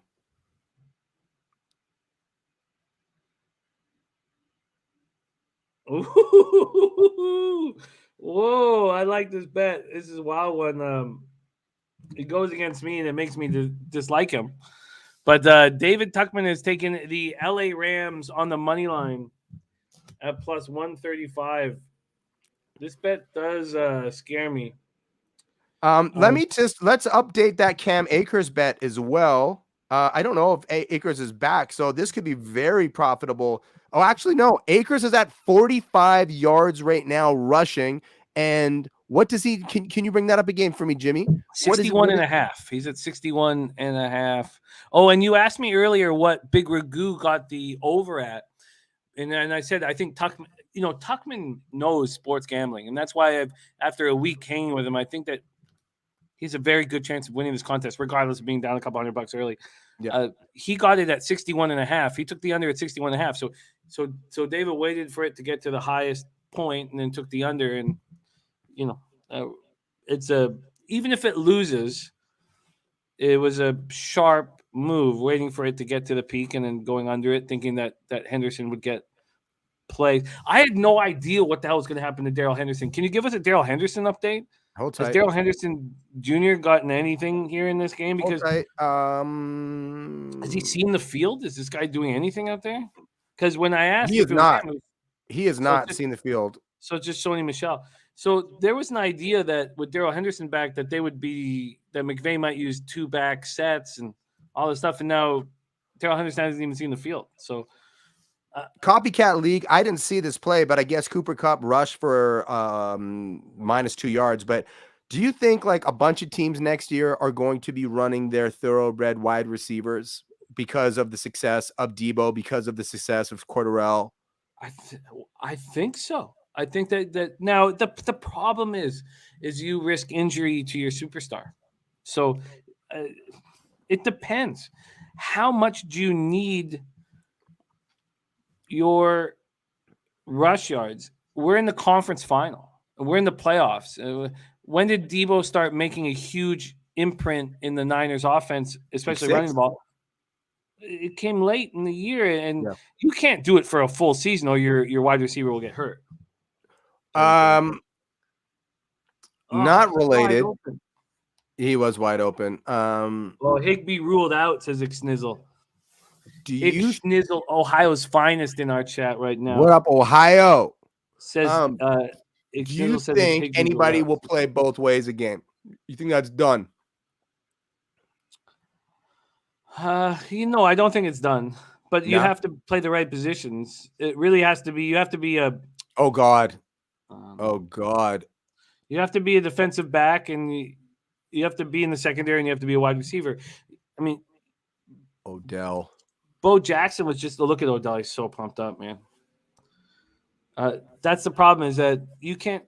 If you have a superstar, you have to protect them. Yeah. You can't put them in situations where they're not capable of. I mean, I know that Matt, we just dropped Tuchman's bet. I like it plus 135. Bo Jackson. I mean, being a running back is so difficult. We talked about this situation in Tennessee. You have this superstar running back, and he's over 200 carries a season, over 200 carries a season for 6 straight years. And now I know that the foot injury wasn't like a hit related, but that kind of quantity is very tough. So there certainly will never be a Bo Jackson ever again, or Bo Jackson's not good. There certainly won't be and he's a 2-sport player, so that doesn't make sense. They're playing both sides of the field. Sorry.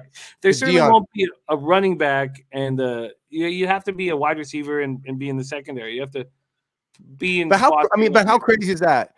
Deion Sanders plays baseball and football, which in and of itself is remarkable. But in football, like he played both. He played both ways. Like he didn't play a ton of wide receiver. Like he wasn't out there for every set, obviously. But man, prime time was special. Special, to say the least, man. Like to say the least, he was special. But I think you'll find it again. I think you'll find it again. You'll find. Look at baseball, man. I'm actually surprised that it took so long for like a pitcher to hit the ball. Like I just, there's part of me that thinks like you know what's coming, you can throw it. I always thought that you've got an edge there. So I mean, I don't know a ton about baseball. Get him! Yeah, you're good. You're good. But I always figured, are they going here, Jimmy? Are they going here? Oh, I'm not even. I got 4th and 1 over here. Oh, they got to go for it. They got to go. I mean, they're at midfield, Jimmy. They got to go, but they're in San Francisco's territory. Barely. Down by 3. No, they got to go for it. They don't got to go yet. 4th and 1. Yeah, they do. They're going. All right, they're going, Jimmy. They're call. going. What's the play? Is Stafford sneaking it? I tell you what, McVay doesn't have the skill set to make these plays happen. That's what I think. I'm a McVay hater. I'm kind of with you. Was Stafford, and he is close on my TV. I can't tell. Waiting for the refs. The Rams are signaling that it is a first down. No official signal yet. I think there's going to be a measurement. A very delicious and refreshing mint. Yo, I don't know, man. This will be interesting where they spot it. Where you going, spot the ball? Look at McVay. Shut up.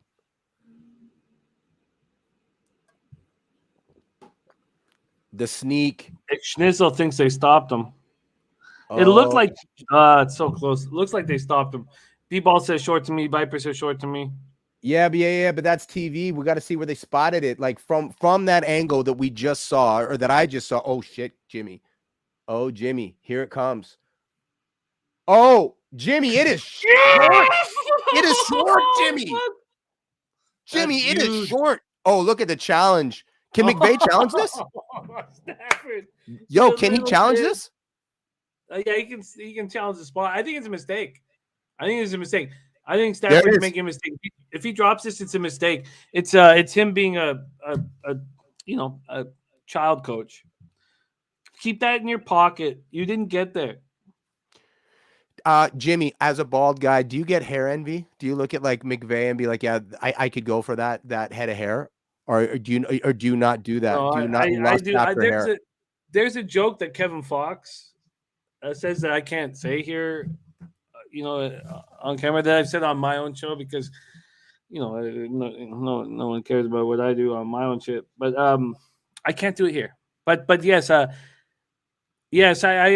have hair envy, but it doesn't affect me as much as like when we're talking about like how I want good-looking guys to lose. I think that's more prudent in my life. But I mean, when I watch like TV and film, everybody on every scene has like this huge, luscious head of lettuce. I know. And so like it doesn't, it affects. Like, how I know brutal it. would you go? Because there's like, would you go like you only have like you can get a head of hair, but you can only get like 3 different kind of haircuts. So you have to be like the white dread, right? You got to be, or you got to be um, like the crazy mullet, right? Like, would you rock a crazy mullet? Either like you can get all your hair back, but you've got either a crazy mullet, you're the white dread, right? Or No, I'll or stay bald. I'll you stay stay bald. bald. I don't even need your option number 3. My girl doesn't care, and it shocks me. Some girls don't care, and I'm so insecure about it. I'm always capped up. I'm a capper as well, Jimmy, just because I'm always rocking one. But I don't know. Maybe it's just I have a buddy who just got the plugs. and Just got the plugs. Well, we'll see. It's be a month in, but dude's got a lot of money. We'll see. I'm looking forward to see what it looks like. But when we think about it, I go back. I despise the Australians for sleeping with the best your looking girls. friends of my youth. Those were Bags girls. Those were I, Bagabonds. and that maybe led me to despise like the 6'4", fucking square jawed, accented, Right, Sheila. Come here. Let me take you down to the dunny, Sheila. No, you sound like a drunken Aussie that's not going to take anybody's woman. All right. My like Aussie's more New Zealand, where like everything goes up in the end, even though it's not a question. It just like sounds like this, where it sort of is a question. Like, how's it going? Nice to see you. Like everything ends with the inflection going up. So I do prefer the drunken Aussie who's just like rugged. No, but I've got no problem with that drunken Aussie. The drunken Aussie I love. You gotta love the drunken Aussie. Yeah. There's no way that they could flip that call. They didn't, right? Yeah, for Niners ball. That was stupid. That was McVay being a child. That was just somebody stole my bike. Look, your bike's gonna get stolen once in a while. It just happens. Bike thieves get beats though. I caught a bike thief, Jimmy. That might be a show for or a story for another day. But that was the last time that the gloves were dropped a couple years ago. Caught the guy stealing my bike. Yeah. Not a good day for him. We're looking for live bets, and we have better live bets. We have live bets coming in from our chat. Birdie just took 11th drive, so that's happening right now. Field goal attempt for the 49ers at plus 250. I love that bet. That's a sharp bet, I think, to me, because you're getting plus 250 on it. It's very the idea that the Niners can get 2 first downs but not get in. Birdie, I think that's sharp, dude. Even if it doesn't come through, I think it's sharp. Oh, Debo, we're getting running yards for young Bridget Case. She needs 50 yards. Let's see. Hang on. Let's see if she's actually squared away. The first leg of that bet was 50 in receiving yards. So hang on. Let me see if she's there. No, Debo's got. Hang on. I've got Debo at 46 receiving and 26 rushing. Oh, he's going to get the rushing because Eli Mitchell's doing nothing. This is 3rd and 5, Jimmy. What do we see? 3rd and 5. Oh, we got to find the pass. We got to get Juwan. There you go. There you go. Ayuk. Did he? Oh, is Ayuk again? God, Ayuk stepping up in a big way. It's my boy right there, Ayuk. Man, pledged my allegiance to Jimmy for this game. Wait a second. Do we have something here? Yeah, bonds. Yeah, absolutely. Yeah. I gotta switch accounts here. You know what? I'm gonna leave. I'm not gonna be Jimmy the Bag anymore in the accounts. I'm gonna be Play USA because I think it's more important to bounce these bots. Yeah, I'm with you, Jimmy. So yeah, just to refresh that and double down, Jimmy will now be taking over the voice of Play USA. But it's the Bag. It really is the Bag. But the Bag's got to bounce some bots quick, fast, and in a hurry. So never had the chance, never had the opportunity of being a bouncer before. I'm a bouncer now. Oh man, get them out. And maybe every little creek and crevice and pole on the way out, bang their heads off, wring their heads off, and get them out of here. Jimmy, we got a 2nd and 11, Niners marching. I feel weird watching a 49ers game over the last 4 to 7 weeks and being confident, but I'm confident in this game here. Ooh, Jimmy. Oh, Higby's Debo, out. receiving Come on, yards. Debo, go for me. God, look at him go. He's Okay. little guy. So He's Bridget Case such a is that's over. So Bridget Case has now got the reception yards over. Now she needs Debo to break one from the ground. Wow, Bridget Case. Honestly, did you think that Bridget Case was going to be this week's winner? I loved how understated she was in our episode this past week. You know, she had a underlying confidence, but she wasn't, she was like, I'm going to be conservative. And after watching her talk and be on camera, I was like, she's sharp. She's real. She's dangerous. She is sharp. Man, Jon Orlando, those teeth, those shoulders, those stories. Yeah. I need to have a beer with Jon Orlando, man. That guy, that guy's got stories for days. I hope I'm there and I could accept the $150 that you'll owe me, and then you guys, Jon Orlando's losing will have paid for said beverages. I'm actually happy to pay it. I thought that was a fun bet. You know what I mean? Like I don't begrudgingly throw that one over. There is no hate or loss of love. I think that's a fun bet. And and until I saw his bets, then I was like, this isn't even funny. Like again, like pretty sure, wrote the rule book, and I didn't even know that futures was a thing. I kind of think that he may have subverted the rule book a little bit. No, I have no problem with the futures bets. I thought he was trying to find an edge and trying to find an angle, and he knew that the other players wouldn't be thinking like that. I had no issues whatsoever with him going into the futures market. What do you think of futures in this competition moving ahead? Do you think it's a 10-week competition, battle royale? Like if you can find something, it's a huge mistake to lock in your money. One of the reasons why I'm so comfortable betting futures is because I have the ability to use a local and it's all credit, but people who don't, they don't want their money locked in and tied up. Come on, Jimmy. Come on. Oh, now they've got a decision to make. Oh, he made it. Oh, he did it. Juwan. That's Juwan, right? He made it. He's such a big, tough guy. Oh, man. Juwan, he's so tough, man. Oh, my God. Look at that. Like, look at the stadium. What do you think it is? You think it's 50-50, 60-40? Like, who's got more fans? Like, you and I aren't listening to this game. We can't listen to the game, but, like, I want to know. Hey, anybody on YouTube, please let me know. Who's it been louder for, San Francisco or LA? Like, who's got more fans in there? What do you think? 50-50, 60-40 LA? When you talked about it, I knew that they were stopping. You had to have an LA area code to buy tickets. So I didn't think it'd be as big of a deal, but it's a huge deal. Oh, no. Debo is going to catch this running back prop because Eli Mitchell's getting nothing. Yeah, but they're not running him out of the backfield. I mean, it's, that's a scary, like that front four. They'll move him. They'll move him there in the fourth, man. Everything's on the line. You win this game, you get to the Super Bowl. Super facts. Super duper facts. I think I have to change where my TV is. Every time I take a look at me, like looking at my TV, it looks like my eyes are rolling into the back of my skull. It's not a fantastic look. Don't care tons, but the people watching me watch this game may not feel it, may not be felt. Come on, Jimmy. Oh, he goes end zone! Jimmy!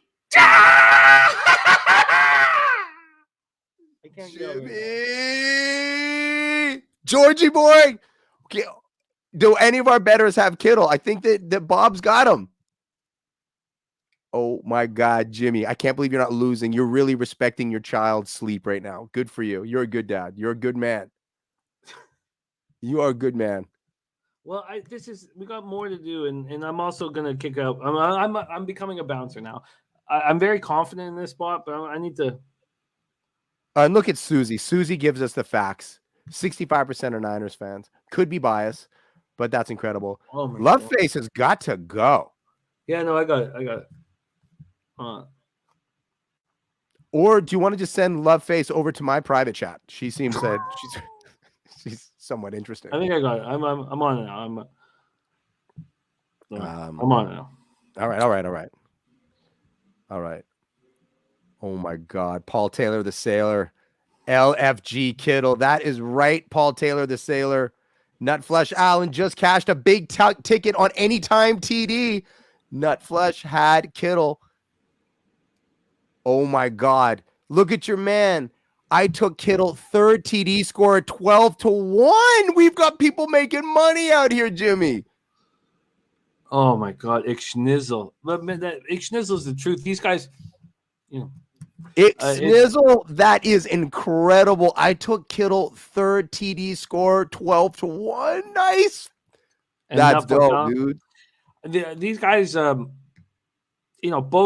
Nutflush and Ixnizzle, they're family men who they have their family and they have their capping and they have their job. That warms my heart. The three things, and the most important thing is their capping. And no, I should say their family and then their capping. But these guys, they do it right. Vipe. Well, let's not go there yet. But yeah, I think I should go. I mean, it's just 3K, but I would like to go for a middle. I think if the 49ers beat up on the Rams here, then the 49ers should be 2.5-point favorites against the Bengals. Now, maybe I'll look like an ass when the line comes out. And I wouldn't just do this. I would talk to a few favorites. That is tight. There's not a lot of room to move from that too, hey? No, it's great. I think I could put a nice little bet on the Bengals plus 2.5. Well, we'll have to see what it is, but so Viper, when Viper asked, would you hedge your Super Bowl futures bet? One of the reasons why I didn't hedge the conference bet, and I could end up ruining this, but is that there's not enough money up for grabs. You guys know that this is what I do every day. So $1,500 in this. Obviously, I want it badly, but we're not talking about. It's not going to change anything. Now, 3K is a little better, but one of the things that Dennis Garcia brought up was that we cashed on the Niners over the Cowboys big. Then we cashed Niners over the Packers. Now, I shouldn't say big. Big's not the right word. It was just one unit on spread, and so I guess $600 on the $600 on the Packers, and that kind of covered 400 or a little more, like 500 on the Cowboys. That covered everything that we're doing here. So I don't. So I guess I don't. We're just not betting enough. I'm not betting enough money. I'm not making enough money. If I had to bet $1,000 on each, which I should have, if I didn't. I'm tired of you beating up on yourself about Leo in the building. Leo in the building. Leo DeCap. Look, he's a capper. Leonardo DiCaprio. Down with Kyprios.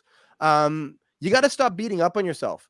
Still, it's like trying to sneak another 20 when when you've got you're playing blackjack and you've got the dealer beat. It's like you did it, you laid it, you're up, you're looking good. Sweat it not. Like what's this flag for, Jimmy? Oh, no.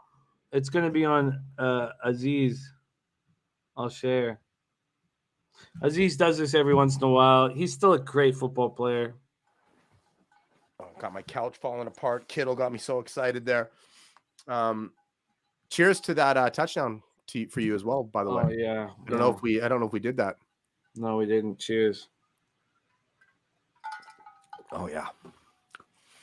Yeah, that's a taste of freedom right there. Oh, it was a little late. I mean, I don't know. Was it criminal? Oh, was it? Out of bounds, gave him a little watch. He must have said something when he got up. Said something. I don't. Yeah. 17-7. A lot of time left, though, Jimmy. A lot of time left. Oh yeah, I'm not sitting here like it's. It's just it's fun watching this game with you, though. I'm glad we got to do this one. Yeah.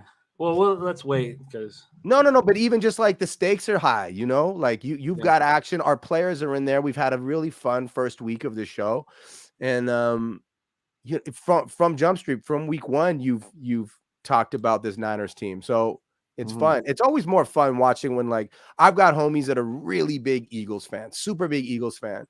So, you know, it's like, it's fun watching those runs when you've got somebody that's like emotionally or like invested heavily with bets. You know what I mean? Like the ride along's fun. The side cart and the motorcycle, it's not that sexy, but it's fun to ride along.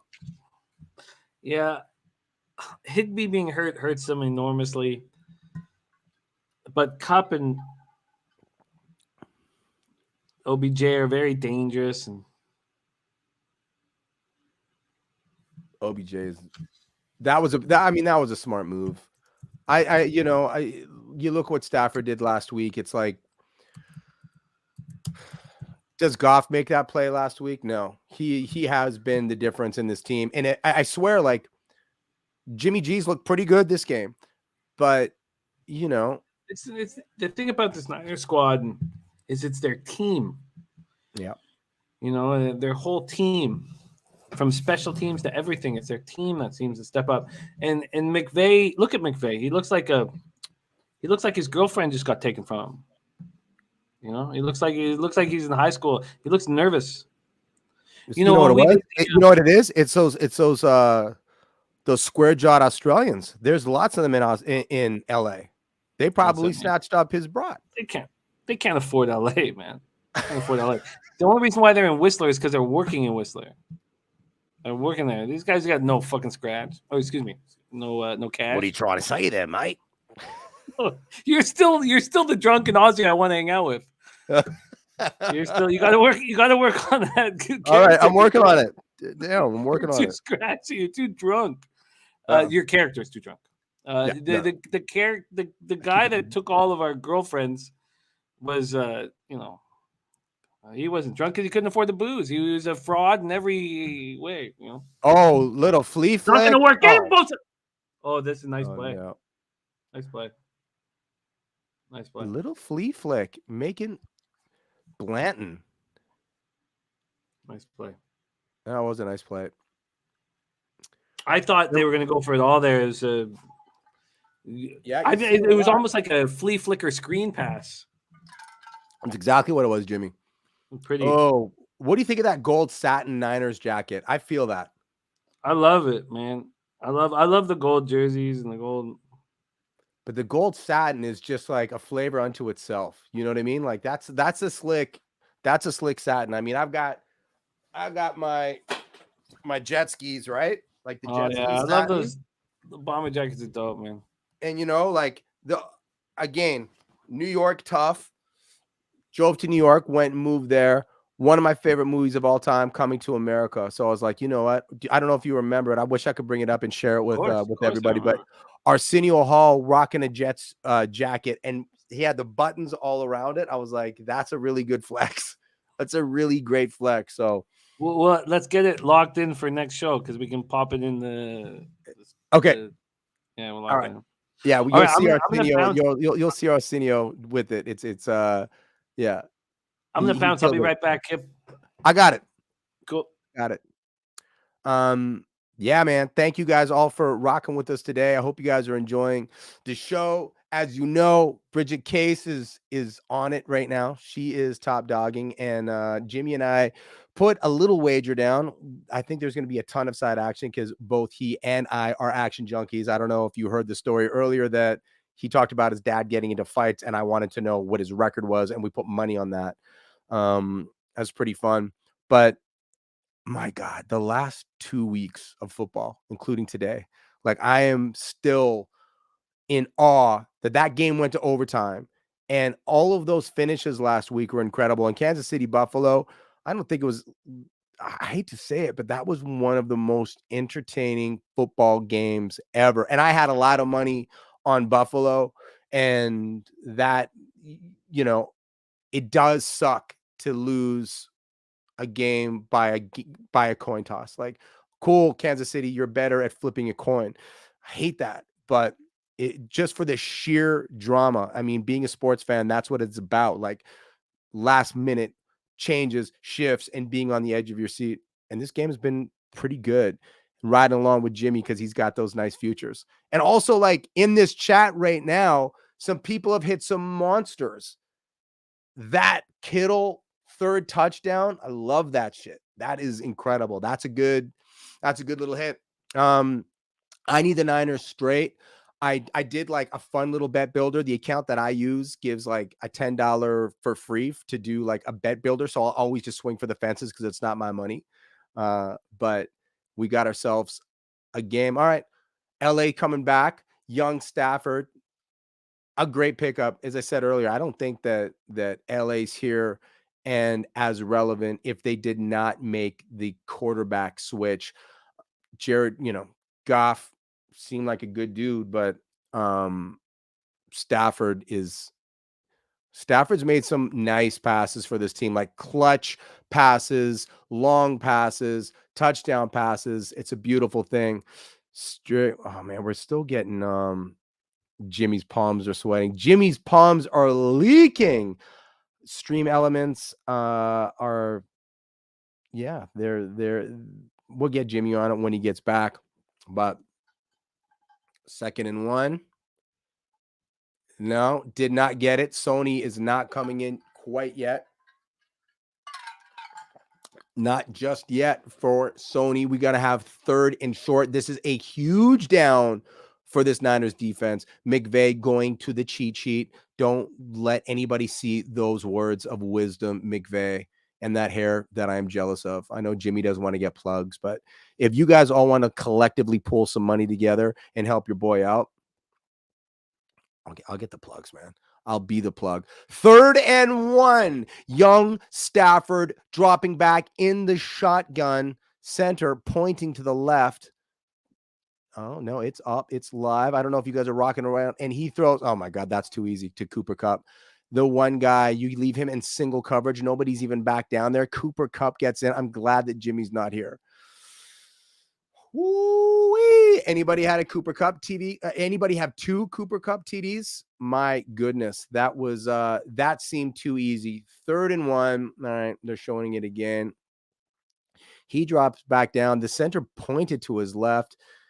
Cooper just makes an incredible move to get open, and he's dusted in the end zone solo. No threat, and the extra point is good. We got ourselves a 3-point game. Wow. That's a good question. Viper, why don't they just double team Kupp every play? Why don't you double team him in the end zone, especially in its 3rd and 1? Oh my God. And you're on the 13? You need 2 people. That safety needs to crawl over. That hurts. And it's one of those things too, like in any sport, you don't want the best player on the team that everybody knows the ball is going to. You don't want that guy to beat you.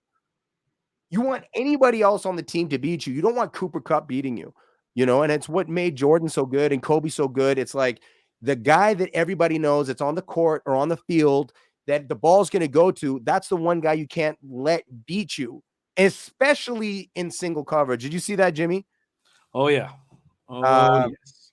But you know what I mean? Like, you can't let him alone in the end zone when it's basically 3rd and goal. I think the ball was on the 12 or 13 or whatever. But don't let Cooper Kupp get you. Let somebody else get you. Let Higbee get you. Let some no-name have a shot and get it. But make sure that Cooper Kupp is at least tied up. Oh, well. Well, Vipe was talking about hedging situations. Right now, I can get the Rams plus 2.5 plus 130 live. And you know what's crazy? You could win it both ways. It's the same, but that's the same with you can really take advantage of live betting. I'm curious to see if any other live bets have come in. I'm going to take a look. But the money line right now is plus 130, and the plus 2.5 is plus 130. I know there's not a big difference at this point. Minus 2.5 is minus 150, and the money line is minus 160. I'm looking at the Niners. So Rams right now are plus 2.5 for plus 130, and to win money line, I got plus 130. Yeah, the same. I guess that makes sense. There's no way it's going to be an odd. It's like a safety or something weird's going to happen. I guess that makes sense. I'm not going to do it. I'm fully loaded in my live account. So I'm fully able to. Oh, wait a second. We got something from Bridge. Plus 120. Oh, nice. Really? Yeah. I don't know when she sent this. Oh my God. Bridget sent in the exact same thing as Bob Guiney. I'm gonna send this to you, brother. I want Did you it get to sent to you personally again? Yeah, no, she emailed it to me. We gotta we'll figure this out. We'll figure it out. Just to you? Well, hang on, because when I didn't see anything, I got a little bit worried. So I did touch up everybody. I was like, yo, are you gonna see anything? How are you getting these personal responses? I respect them. Yeah. Okay, wait a second. I'm gonna send this to why I can't there it is. Oh my God, did that just happen? Did Debo go out of bounds at the 17? Oh, who cares? It's 3 yards. Okay, Jimmy, did you get that? This is from Bridget. Oh wow, she got the same thing. Do we have a time on it? No. I can tell you the time that it came into me. Yeah. When did it come in? It came in at 5:40. Oh, I love it. Let's go. I missed it. It came in at 5:40. Okay, so 8:40 our time. Okay. 8:40 your time. My bad. I'm on West Coast and Jimmy's on the East. How long was the whatever. We'll take a look at it. That I'm sure it's on point. It's on point. Eli Mitchell out of the backfield. Let's go, baby. Oh my gosh, there's so much on the line now. Fourth quarter. Come on. Oh, Jimmy.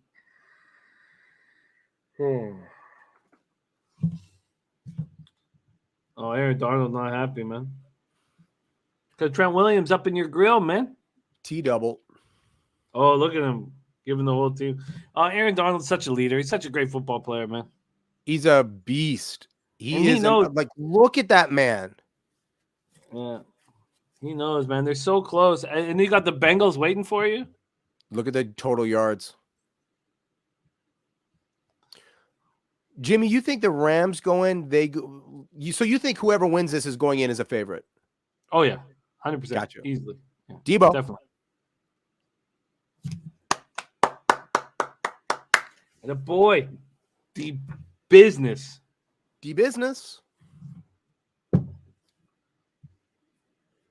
Man, this is a great game. This is tight.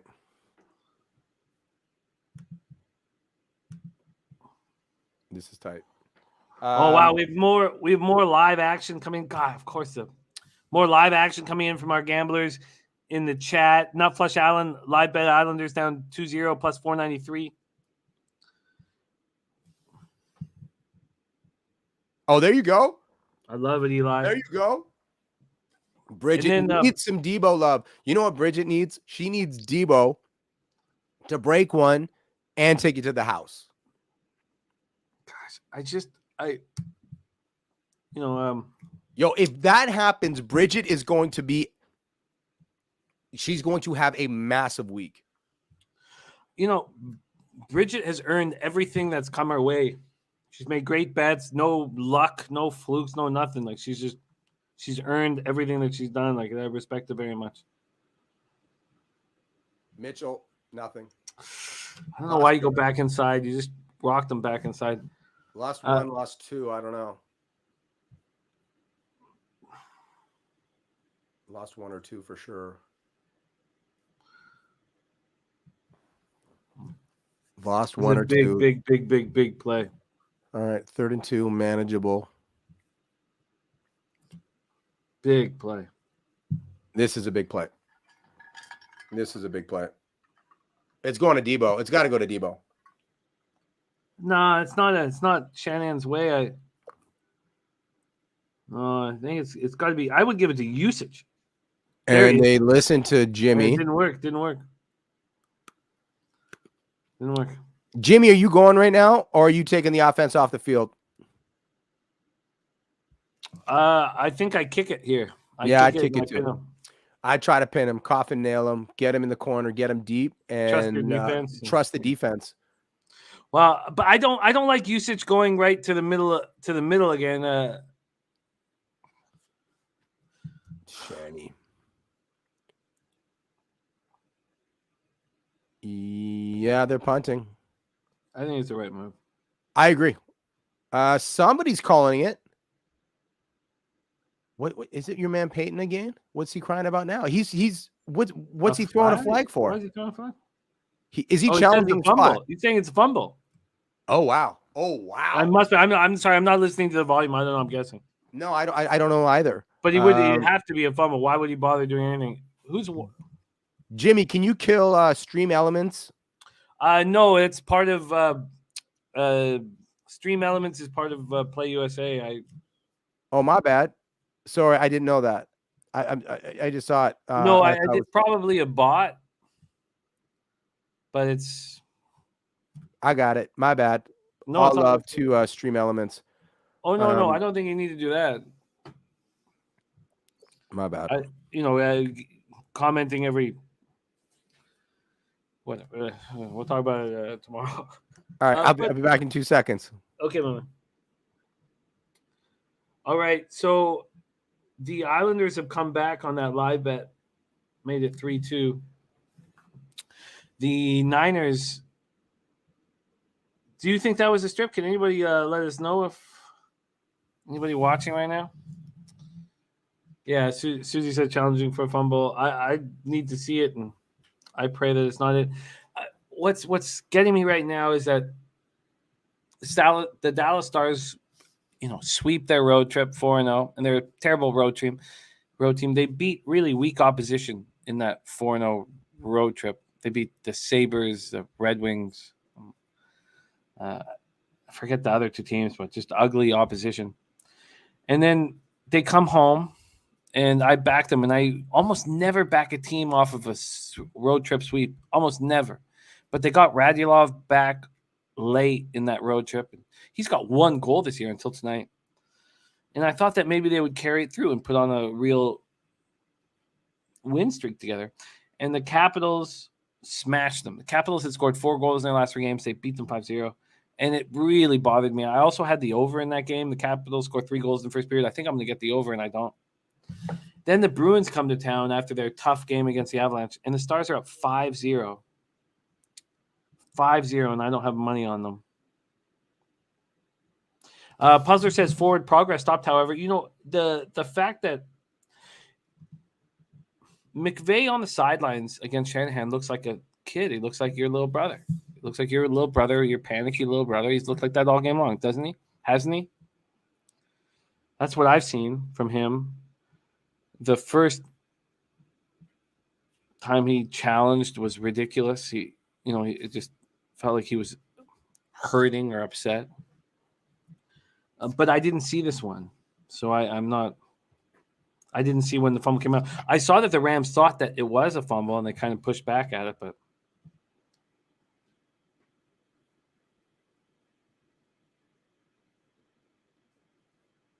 Oh, come on. Is he doing? Come on. What is he talking about, dude? I didn't watch that. What is he talking about? That's a fumble.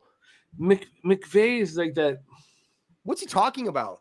I don't know. He's acting like a child out there on the sideline. Oh, my God. And they bring the offense up. I love this. I absolutely love this. We're punting. You're challenging.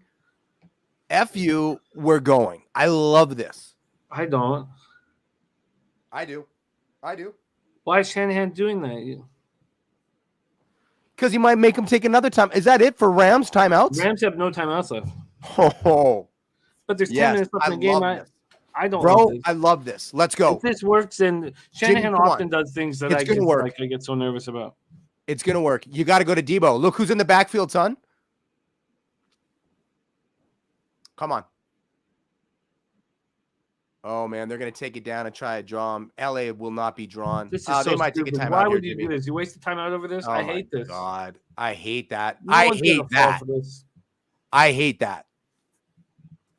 He didn't even feel like he was trying to get him to jump. Damn. I don't know why Shanny would have done that. That doesn't make sense to me. I guess they want the delay of game to 5 extra yards, make it easier to kick the punt.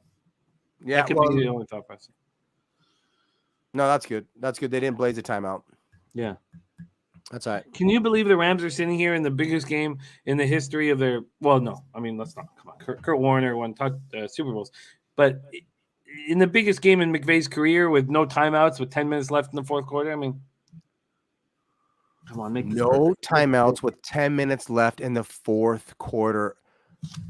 That wasn't a great punt. No. Damn, that was a bad punt, Jimmy. Damn.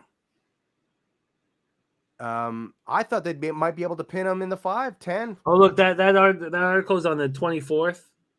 10-26 now. 26th, October 26th. Yeah, November 9. November 9. Massively failing the Niners. Damn. Okay, I got my bet in on November 28th. That's our boy right there. Getting him in early. No, it could have been earlier, maybe. I don't know. 60 to 131 was nuts, but I was in LA at my dad's place, and that was when the Titans game came on, and I was like, the 49ers are so much better than everybody thinks. And he's like, my secret weapon is Jimmy G. He's a bump. Uh-oh. Uh-oh. Oh, Jimmy! Oh, my God. Oh, my God. I would stay down. How do you drop that? Okay. That's okay. It's okay. But Stafford put a gift. Stafford put a gift in your hands. It's okay. Oh, my God. And drop that. That's a gift, bro. That's like playing 500 up and there's like a 50. It's too obvious. It's too on the nose. It's too in your hands. Oh, man. I hope that does not come back and bite this team. Holy shit. Uh-oh. He goes again. Now he's got him. Oh, he dropped it. Oh, no, he didn't drop it. He helmet got to it. helmet. Jimmy Ward took. Oh, this is bad. This is really bad. Oh, DB, kid. I thought he dropped it. Nah, he didn't drop it. And we got the helmet on helmet. Oh, that is helmet to helmet for sure. Okay. Oh, Christ. Let me see what it is live right now, anyways. That's another 15. Wow. The Rams are minus 140 live right now. That's shocking. Say that again. Sorry. They're minus 140 live right now.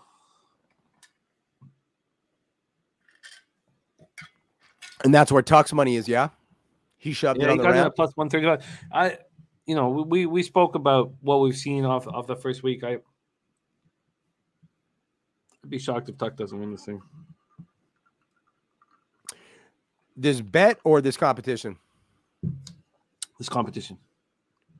Okay, wow. Okay. So wait a second. We're changing horses mid-race here. Yeah. So what I've seen from week 1, even though Tuck's lost, hurt him. Okay, so Tux loses week 1, and his betting is on point.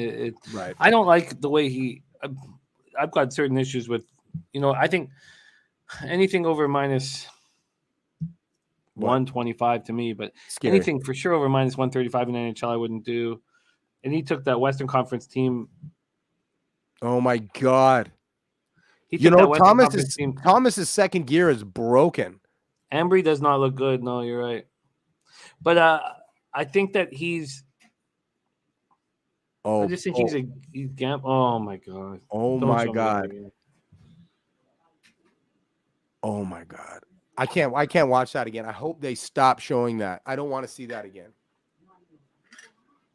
It's okay. We can still win this. 100% you can still win it. Need to stop right here. Need to stop. Oh, don't show me Cooper Kupp in single coverage. Whatever you do. No, they got much people over there. Okay. That's a well-designed play. That is a well-designed play. To get your best guy the ball and get blockers out in front of him, that's a hell of a play. Bosa pressuring. I mean, that is a hell of a play. I hate to say it. Look at those blocks, dude. That damn it. Yeah, that's a great play. All right.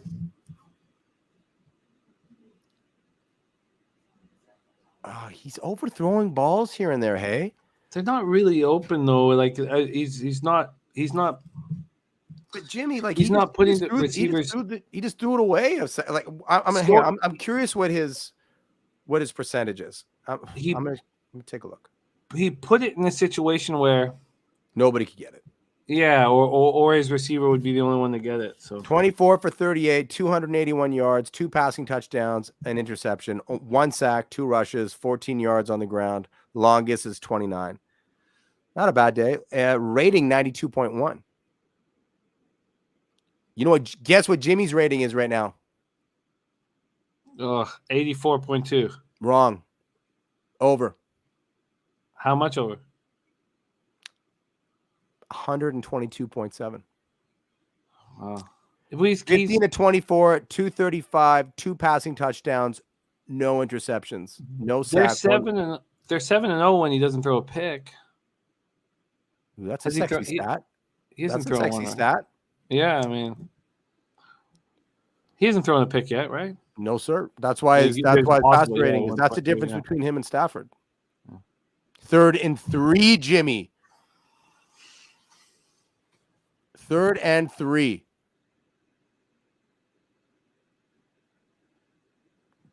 Oh man, somebody. Oh, a little dumb. You're good here. You're good, Jimmy. You're good, but yeah, you're good. You're good. You are good. That play not as well designed, Mr. Payton. Not as well designed. Well, they'll make it 17-17, and we're gonna have to drive a big drive. B-ball says still in this, fellas. Yeah, we're definitely still in this, but I mean, there's the confidence is got. Let's see what they are live now. The Rams were minus 140. They're now plus 105.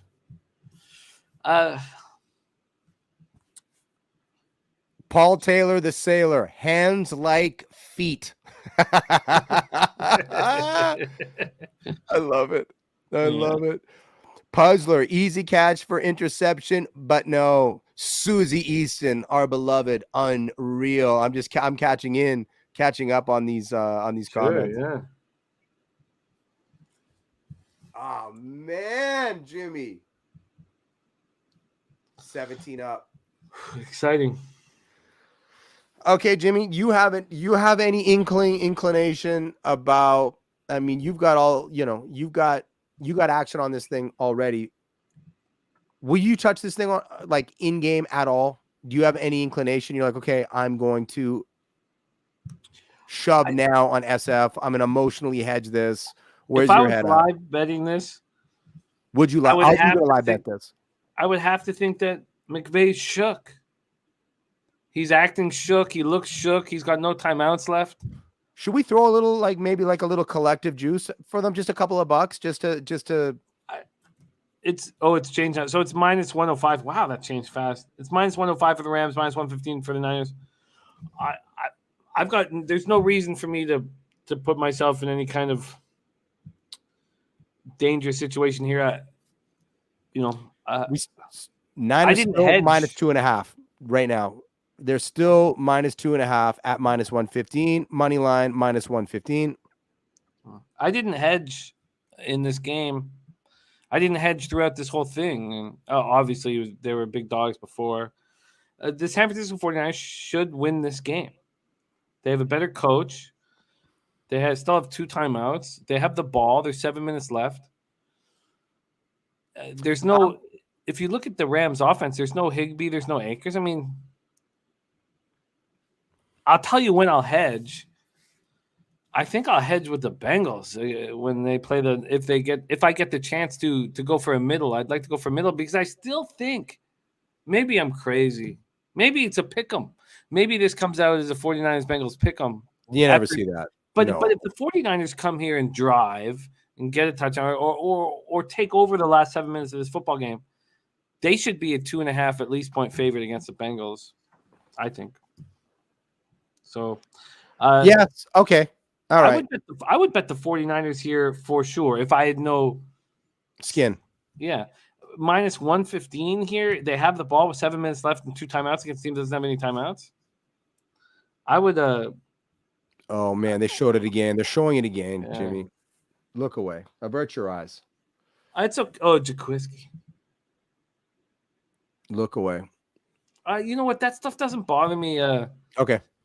It really doesn't. Like the 49ers are such a team. Their quarterback is average. Like they do this together as a team, and you miss these opportunities defensively. But as a team, you'll be able to. Oh, you want to talk about the fake hair? What do you think of Joe Buck's fake hair? It's been It pretty almost good. killed him. Do you know that story? No. He was apparently near death, and it's attributed to a hair transplant that went wrong. Come on. I'm not lying. Dude, I am not lying.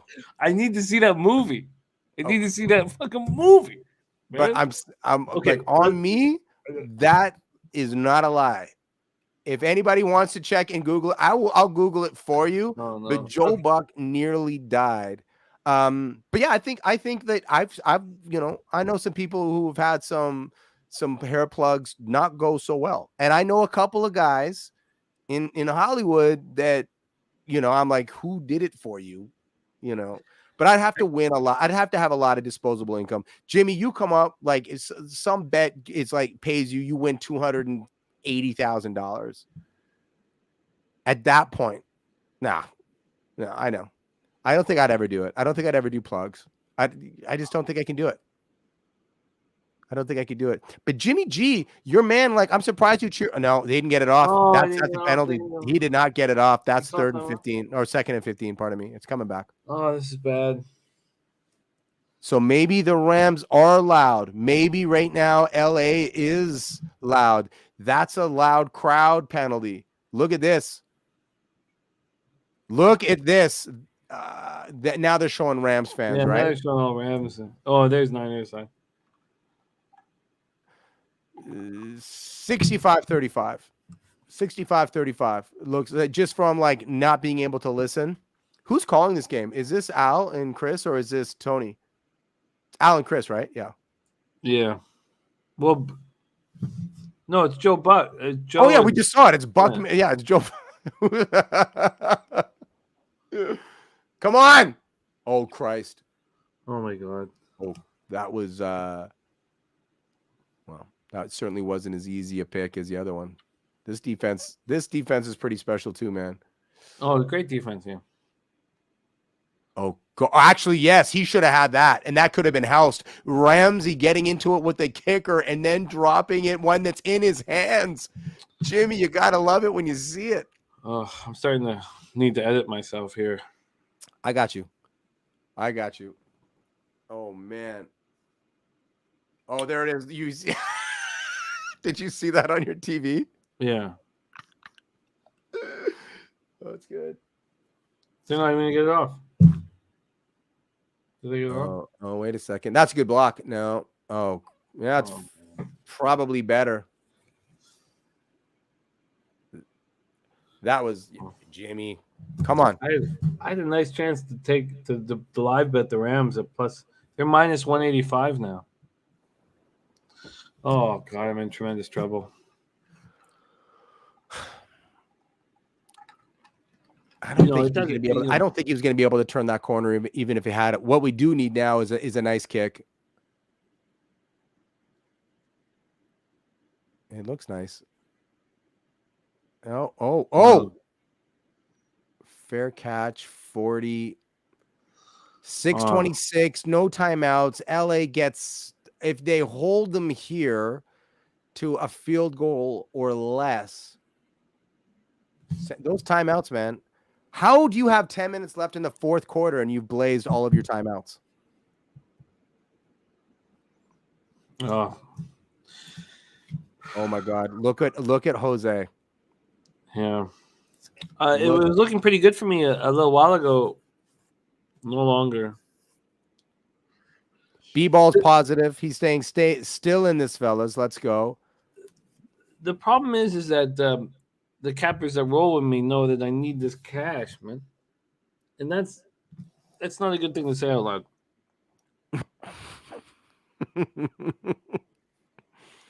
There's Clint, man. We got to start the Die Hard MMA podcast in this month. Oh, God. Come on, Jimmy. You got this. You got a great defense. You got a better coach. Stay in this. I'm checking to see if there's any more live action that's come in. If any of our bettors have got the gumption, have got the cojones. Not seeing it. Not seeing any action.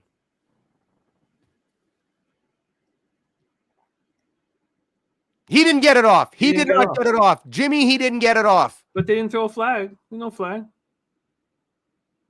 That's a first down. Why wouldn't they challenge that? It's not a first down. Yeah, I don't think you can challenge that, unfortunately. You don't think they can challenge that? Yeah, and you know what else? Yeah, we might not have the right time. Where did he catch the ball? Well, his knee's down further than the first down marker. Oh, they're giving him 3rd and 1. Got yourself a chance. That's bullshit. I'm screwed. You're good, dog. Oh, man. You know, it's not. This is not like a life or death thing. We made so much money last 2 weeks. And I never hedged. I didn't hedge on the. You know, if the Chiefs want to, if the Rams want to take care of business here, just stop being so self-defeatist. No, I feel you, but I mean, like, just relax. 3 times. Trying to keep everything like G. Yeah, keep it. I could say horrifying things. I'm thinking horrifying things. I want to say horrible stuff here. It's okay though. It's 17 all. Lots of time. No, it's our first live show, and it could be our last live show if I could say what I want to say. But you have to say, for the last couple of weeks, we've had some fun. If it all goes down, if we sink this ship right now, which we are very capable of doing, I have to say it's been an honor. I'll go down with the ship. I absolutely will go down with the ship and say that we had some laughs. So we got to go down. We got to go down. You know what? Look, I don't need this money that much, but I want this money. I want this money for you, Jimmy. I kind of want the money, but I also like the fact that you like this team. You know what I mean? Like, because truly in my heart, like, I've got money on the game. It's been a fun story, but like, NFC West. I'm a Seahawks fan. I'm here for you. I'm here for you. I'm here for these Niners. I got some bucks. I got some bucks on it. I got some love in my heart for you. Thank you. There's time left. Oh God. Oh no, not this kid. Not this kid. Not this kid.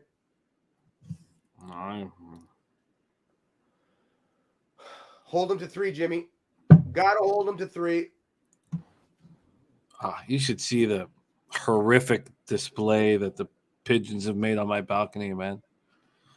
It's disgusting. They're not feeling that play. Jose's got Niners money. But I mean, I'm trying to get out of Parkdale here, We're getting you out of Parkdale, Jimmy. We are getting you out of Parkdale.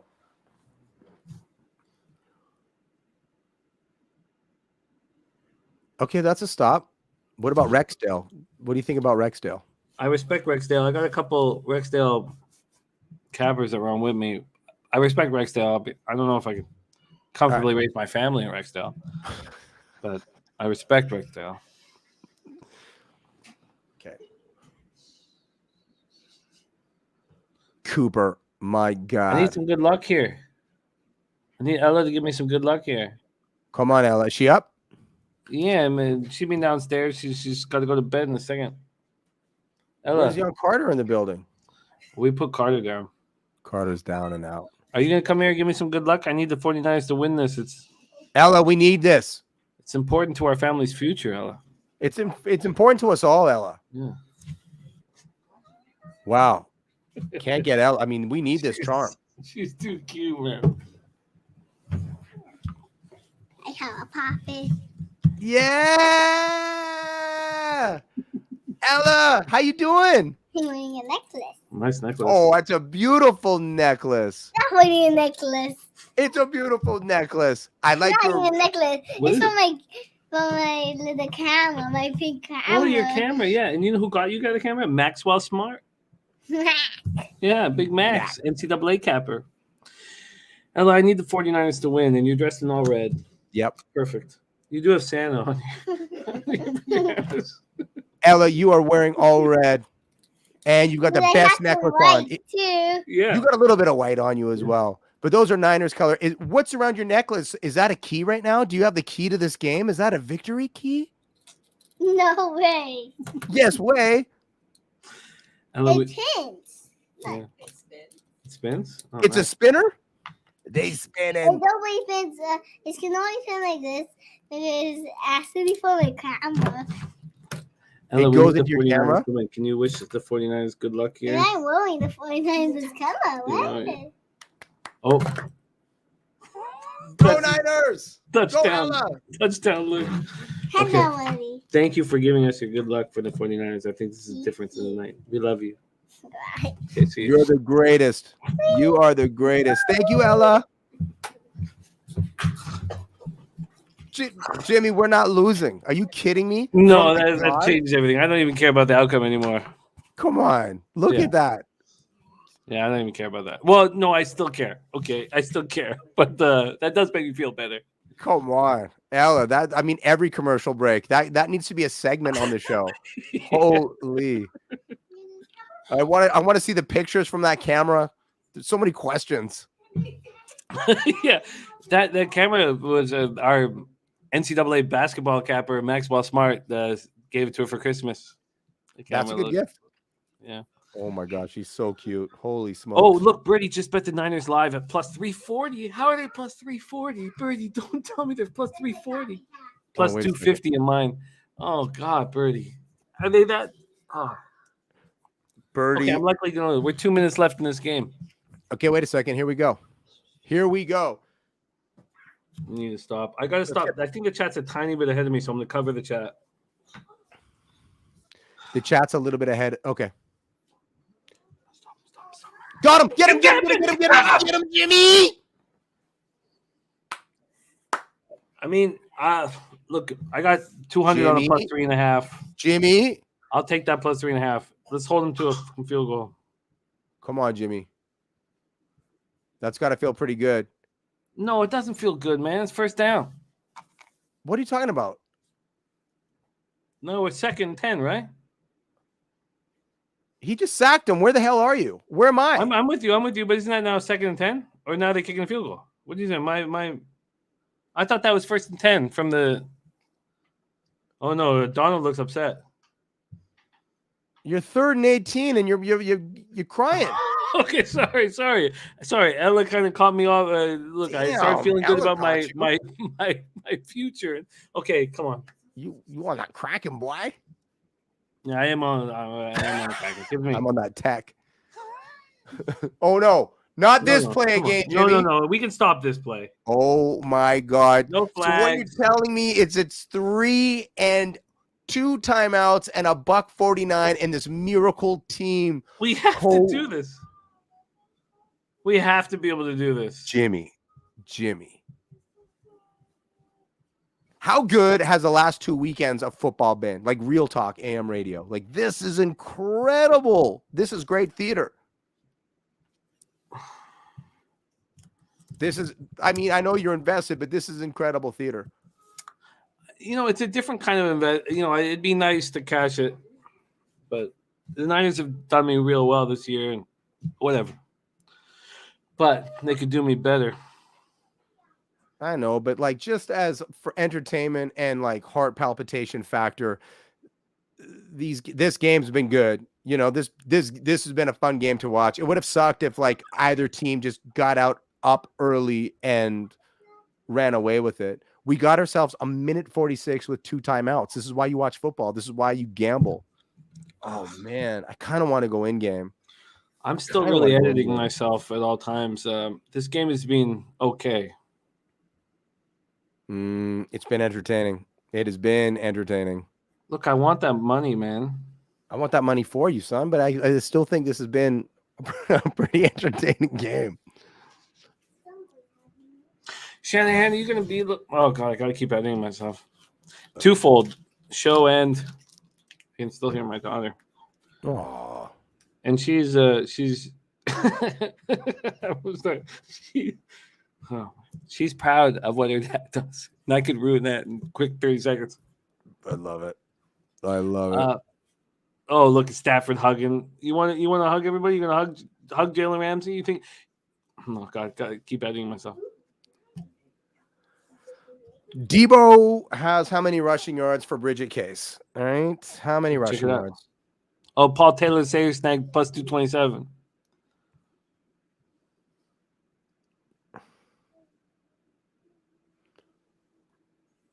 We are looking for houses right now. No, you can't buy a house in Toronto. I can't, at least, but I can rent a house in Toronto. So we're trying to get the family out of Parkdale. This Niners victory would help. Do you hear that, Niners? Do you hear that?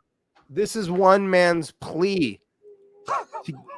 This is just a plea to get him into a better position and in a better situation.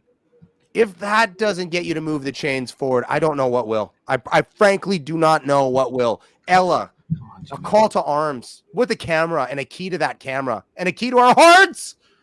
Oh, Jesus Christ. You have to excuse me for 1 second, Jimmy. You're going to have to excuse me. Yeah. I'll be right back. Yeah. Okay. Okay, good. I wanted the full screen for this. You know, as much as I'm expecting to lose at this point, they're not giving me a live opportunity. But there's nothing more dangerous than a man with hope. And I tell you, I got that. Sound of life. Come on, Jimmy. Can you just get us a first down so I can continue this hope? Come on, Jimmy. Give me the hope, Jimmy. Come on, Jimmy, please. Oh, I don't like this play. Oh, it's awful. I don't like that play. Oh, we're in tremendous trouble. All right. Well, 4 down territory, my friend. Yeah. Your own end zone. Oh, Jimmy. Why did he? I mean, he looked everywhere. The last place he looked was the worst place. Okay, they got it off fast. Oh, no. You need to make a nice ball here, Jimmy. That's a game. That's ball game. That's ball game. Yeah. I'm sorry, Jimmy. I was with you. I was loving it. I had so much fun. You know, it's gambling, you know? Yeah, it is. Yeah. Everybody's waiting for the Jimmy G pick, and there it is. God. Well, let's see what that put his passing rating down to. Oh, please don't tell me his passer rating.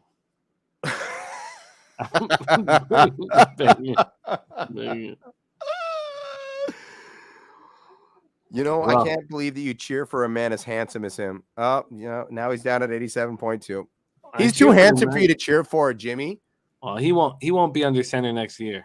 What is he doing here? What's he doing? An underhand backhand. Oh my God. What could he possibly be thinking? Oh my gosh. Stream Elements is close to making me just lose my shit. What are they saying now? What are they saying now? The same thing they've been saying over and over again. But I didn't hedge myself into oblivion or hedge myself at all. We made lots of money on this run, and it is what it is. Damn. I cashed the 200 on plus 3.5. You know what's funny is that this game's going to go down as the curse of Ella. No, man. Don't put that on her.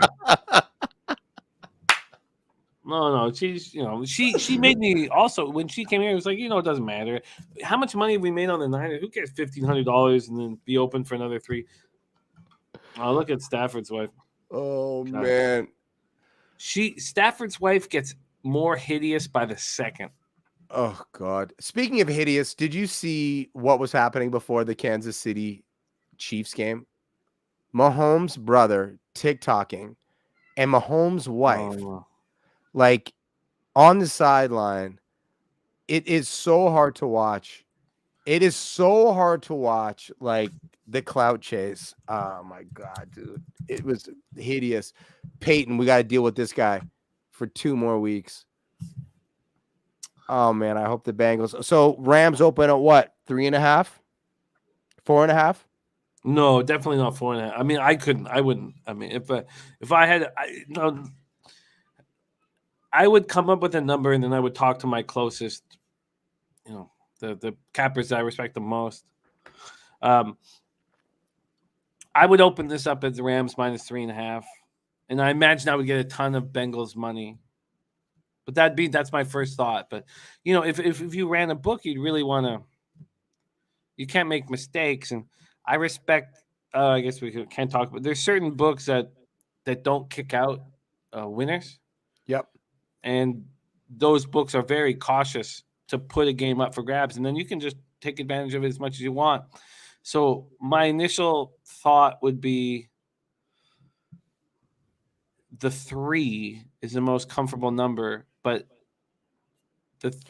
I would talk with I'd be very.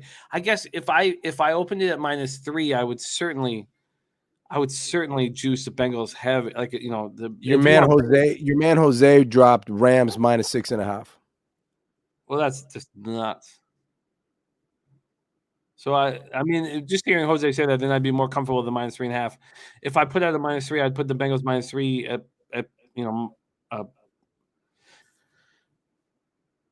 with a.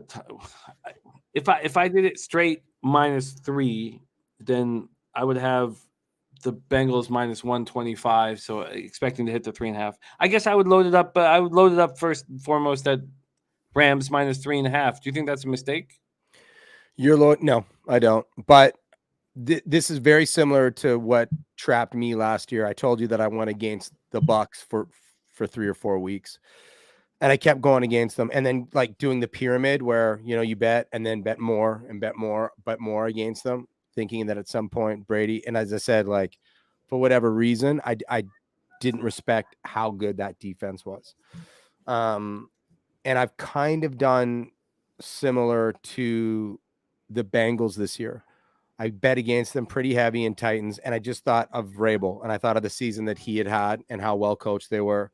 Mm-hmm. And then I thought, you were right, though. I mean, we're not going to be able to do We Told You So this week, one of our segments, because I was on the Chiefs and we were both on the Niners. So I thought that the Chiefs were going to handle the Bengals, and I was wrong there. But as you said, man, it's a cruel mistress, and this is why this is beautiful, because you really appreciate the calls that do come in. You know what I mean? Like, because it's hard to do, it's hard to make. We saw it with our bettors this week. We saw it in game. Who had the Rams? Tuck, right? Tuck got money on the Rams, but everybody else who came in and came along. Yeah, we didn't hear from John. We didn't hear from Tiff. And it was great to have Tiff, though. She was incredible. That was cool. And I told you that after looking at all the action that the players had put out, that Tuck seems to be the, clearly he's a legit gambler and legit capper. And so that was a great call. And it's plus 135. It gets him right back in business. So, Tuck is now in second place, but they're all chasing Bridget Case. Bridget Case was spectacular week 1 because she had the cojones to bet the Bengals money line plus 285. Each capper starts with $1,000, $80, and picks up a huge score there. So she didn't, she was 50 yards away total from the Mahomes, Burrow, and the Debo. Oh, she didn't get the Debo? He didn't get for 50 rush yards? No, they didn't run him again. So he finishes with 26 rushing yards. And then she came up 25 yards short on the Mahomes Burrow combo platter that she put down. Yeah. But, she was the only one that was on the Bengals straight. So a credit to her. She's minus units, though. Our leader is negative cash at this point after week 1. We don't have a capper plus money week 1. All right. It's early. It is early, and we knew it was going to be difficult, and we were prepared for this situation. Like, we knew that people could come out and get smashed. I definitely didn't think everybody was going to be as aggressive, but Yeah. Well, I was impressed with Bridget Case's bets. I was impressed with Tuchman's live bet. Yep. And I knew that from watching him getting on action early. I'm excited about week 2. We have New York Knicks, LA Lakers Saturday night. Right here on Play USA. That's our next spot. We will be releasing episode 2. Do we call it episode 2 even though it's 3rd week? No, it's a third episode. I mean, Yeah, it's the second week, or it'll be the second week of betting, but we are going to be airing on Wednesday, so keep it locked. Play USA, check out the socials for the best better. We'll be recording that in the next couple of days. I think, as you said, we've got, who do we have? Do we have Bob and Tiff on? Oh yeah, gee whiz, Yeah. we got to look into some history that Tiff was mentioning, and that I'm not going to look into it. I'm just going to mention it. Yeah, we'll find out. But One Jimmy, side of it. that was honestly, I had so much fun, and the first 10 minutes that we opened with that nobody saw, that would have been some of the best 10 minutes. Honestly, in our last 10 minutes, I think the two best chunks we had were at the beginning, and then when your daughter came on. Your daughter needs to somehow make her way into the show. She has stolen my heart, and I'd rather look at her than you. It's so funny because that opening 10 minutes was as good of a 10 minutes as I've ever been a part of. It's so funny. It's so funny that's the case. Were so jacked, dude. Like, we were so jacked. And we took our hats off for the anthem, and we just let it fly. Like Brandy singing, us there together in unison, bald heads beaming. It was beautiful. It was absolutely beautiful for the Star Spangled Banner. We'll never have that. Nobody will ever know how good it was. It'll just be our memory. I'm excited. We have 10 weeks of sports gambling, competitive online sports gambling. I've always been, this is something I've always wanted. And we have 5 players up right now, and a lot of pressure on them. They come out with bravado week 1, say this, say that. Now we come in week 2. You guys are all down money. So let's see who steps up. Let's see who who can win in front of everybody. Get us out of here. Take us home. It's sports gambling it's so difficult. And you win a bet, you're like, oh man, this was too easy. But to do it day after day, week after week, sport after sport, it takes a lot of skill. It takes an enormous amount of intelligence and patience and everything, all the most important aspects of a successful individual.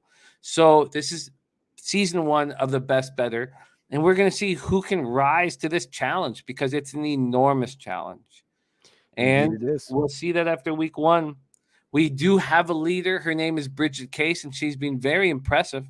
I know that she's not plus money right now, but just calling Bengals mine and having we always go to balls, and it's a silly thing to go to, but the strength and confidence to take the Bengals money line was very impressive. Yeah. And Kip, we have 5 players that are going to need to step it up and improve their action. And I can't wait to watch them all go. So our next episode comes out on Wednesday night, and we'll have Bob Guiney and Tiffany Michelle live with us. And it's very exciting. All right. Thank you so much for the Best Better. I'm Kyprios. And I am Jimmy the Bag. Let's see who gets that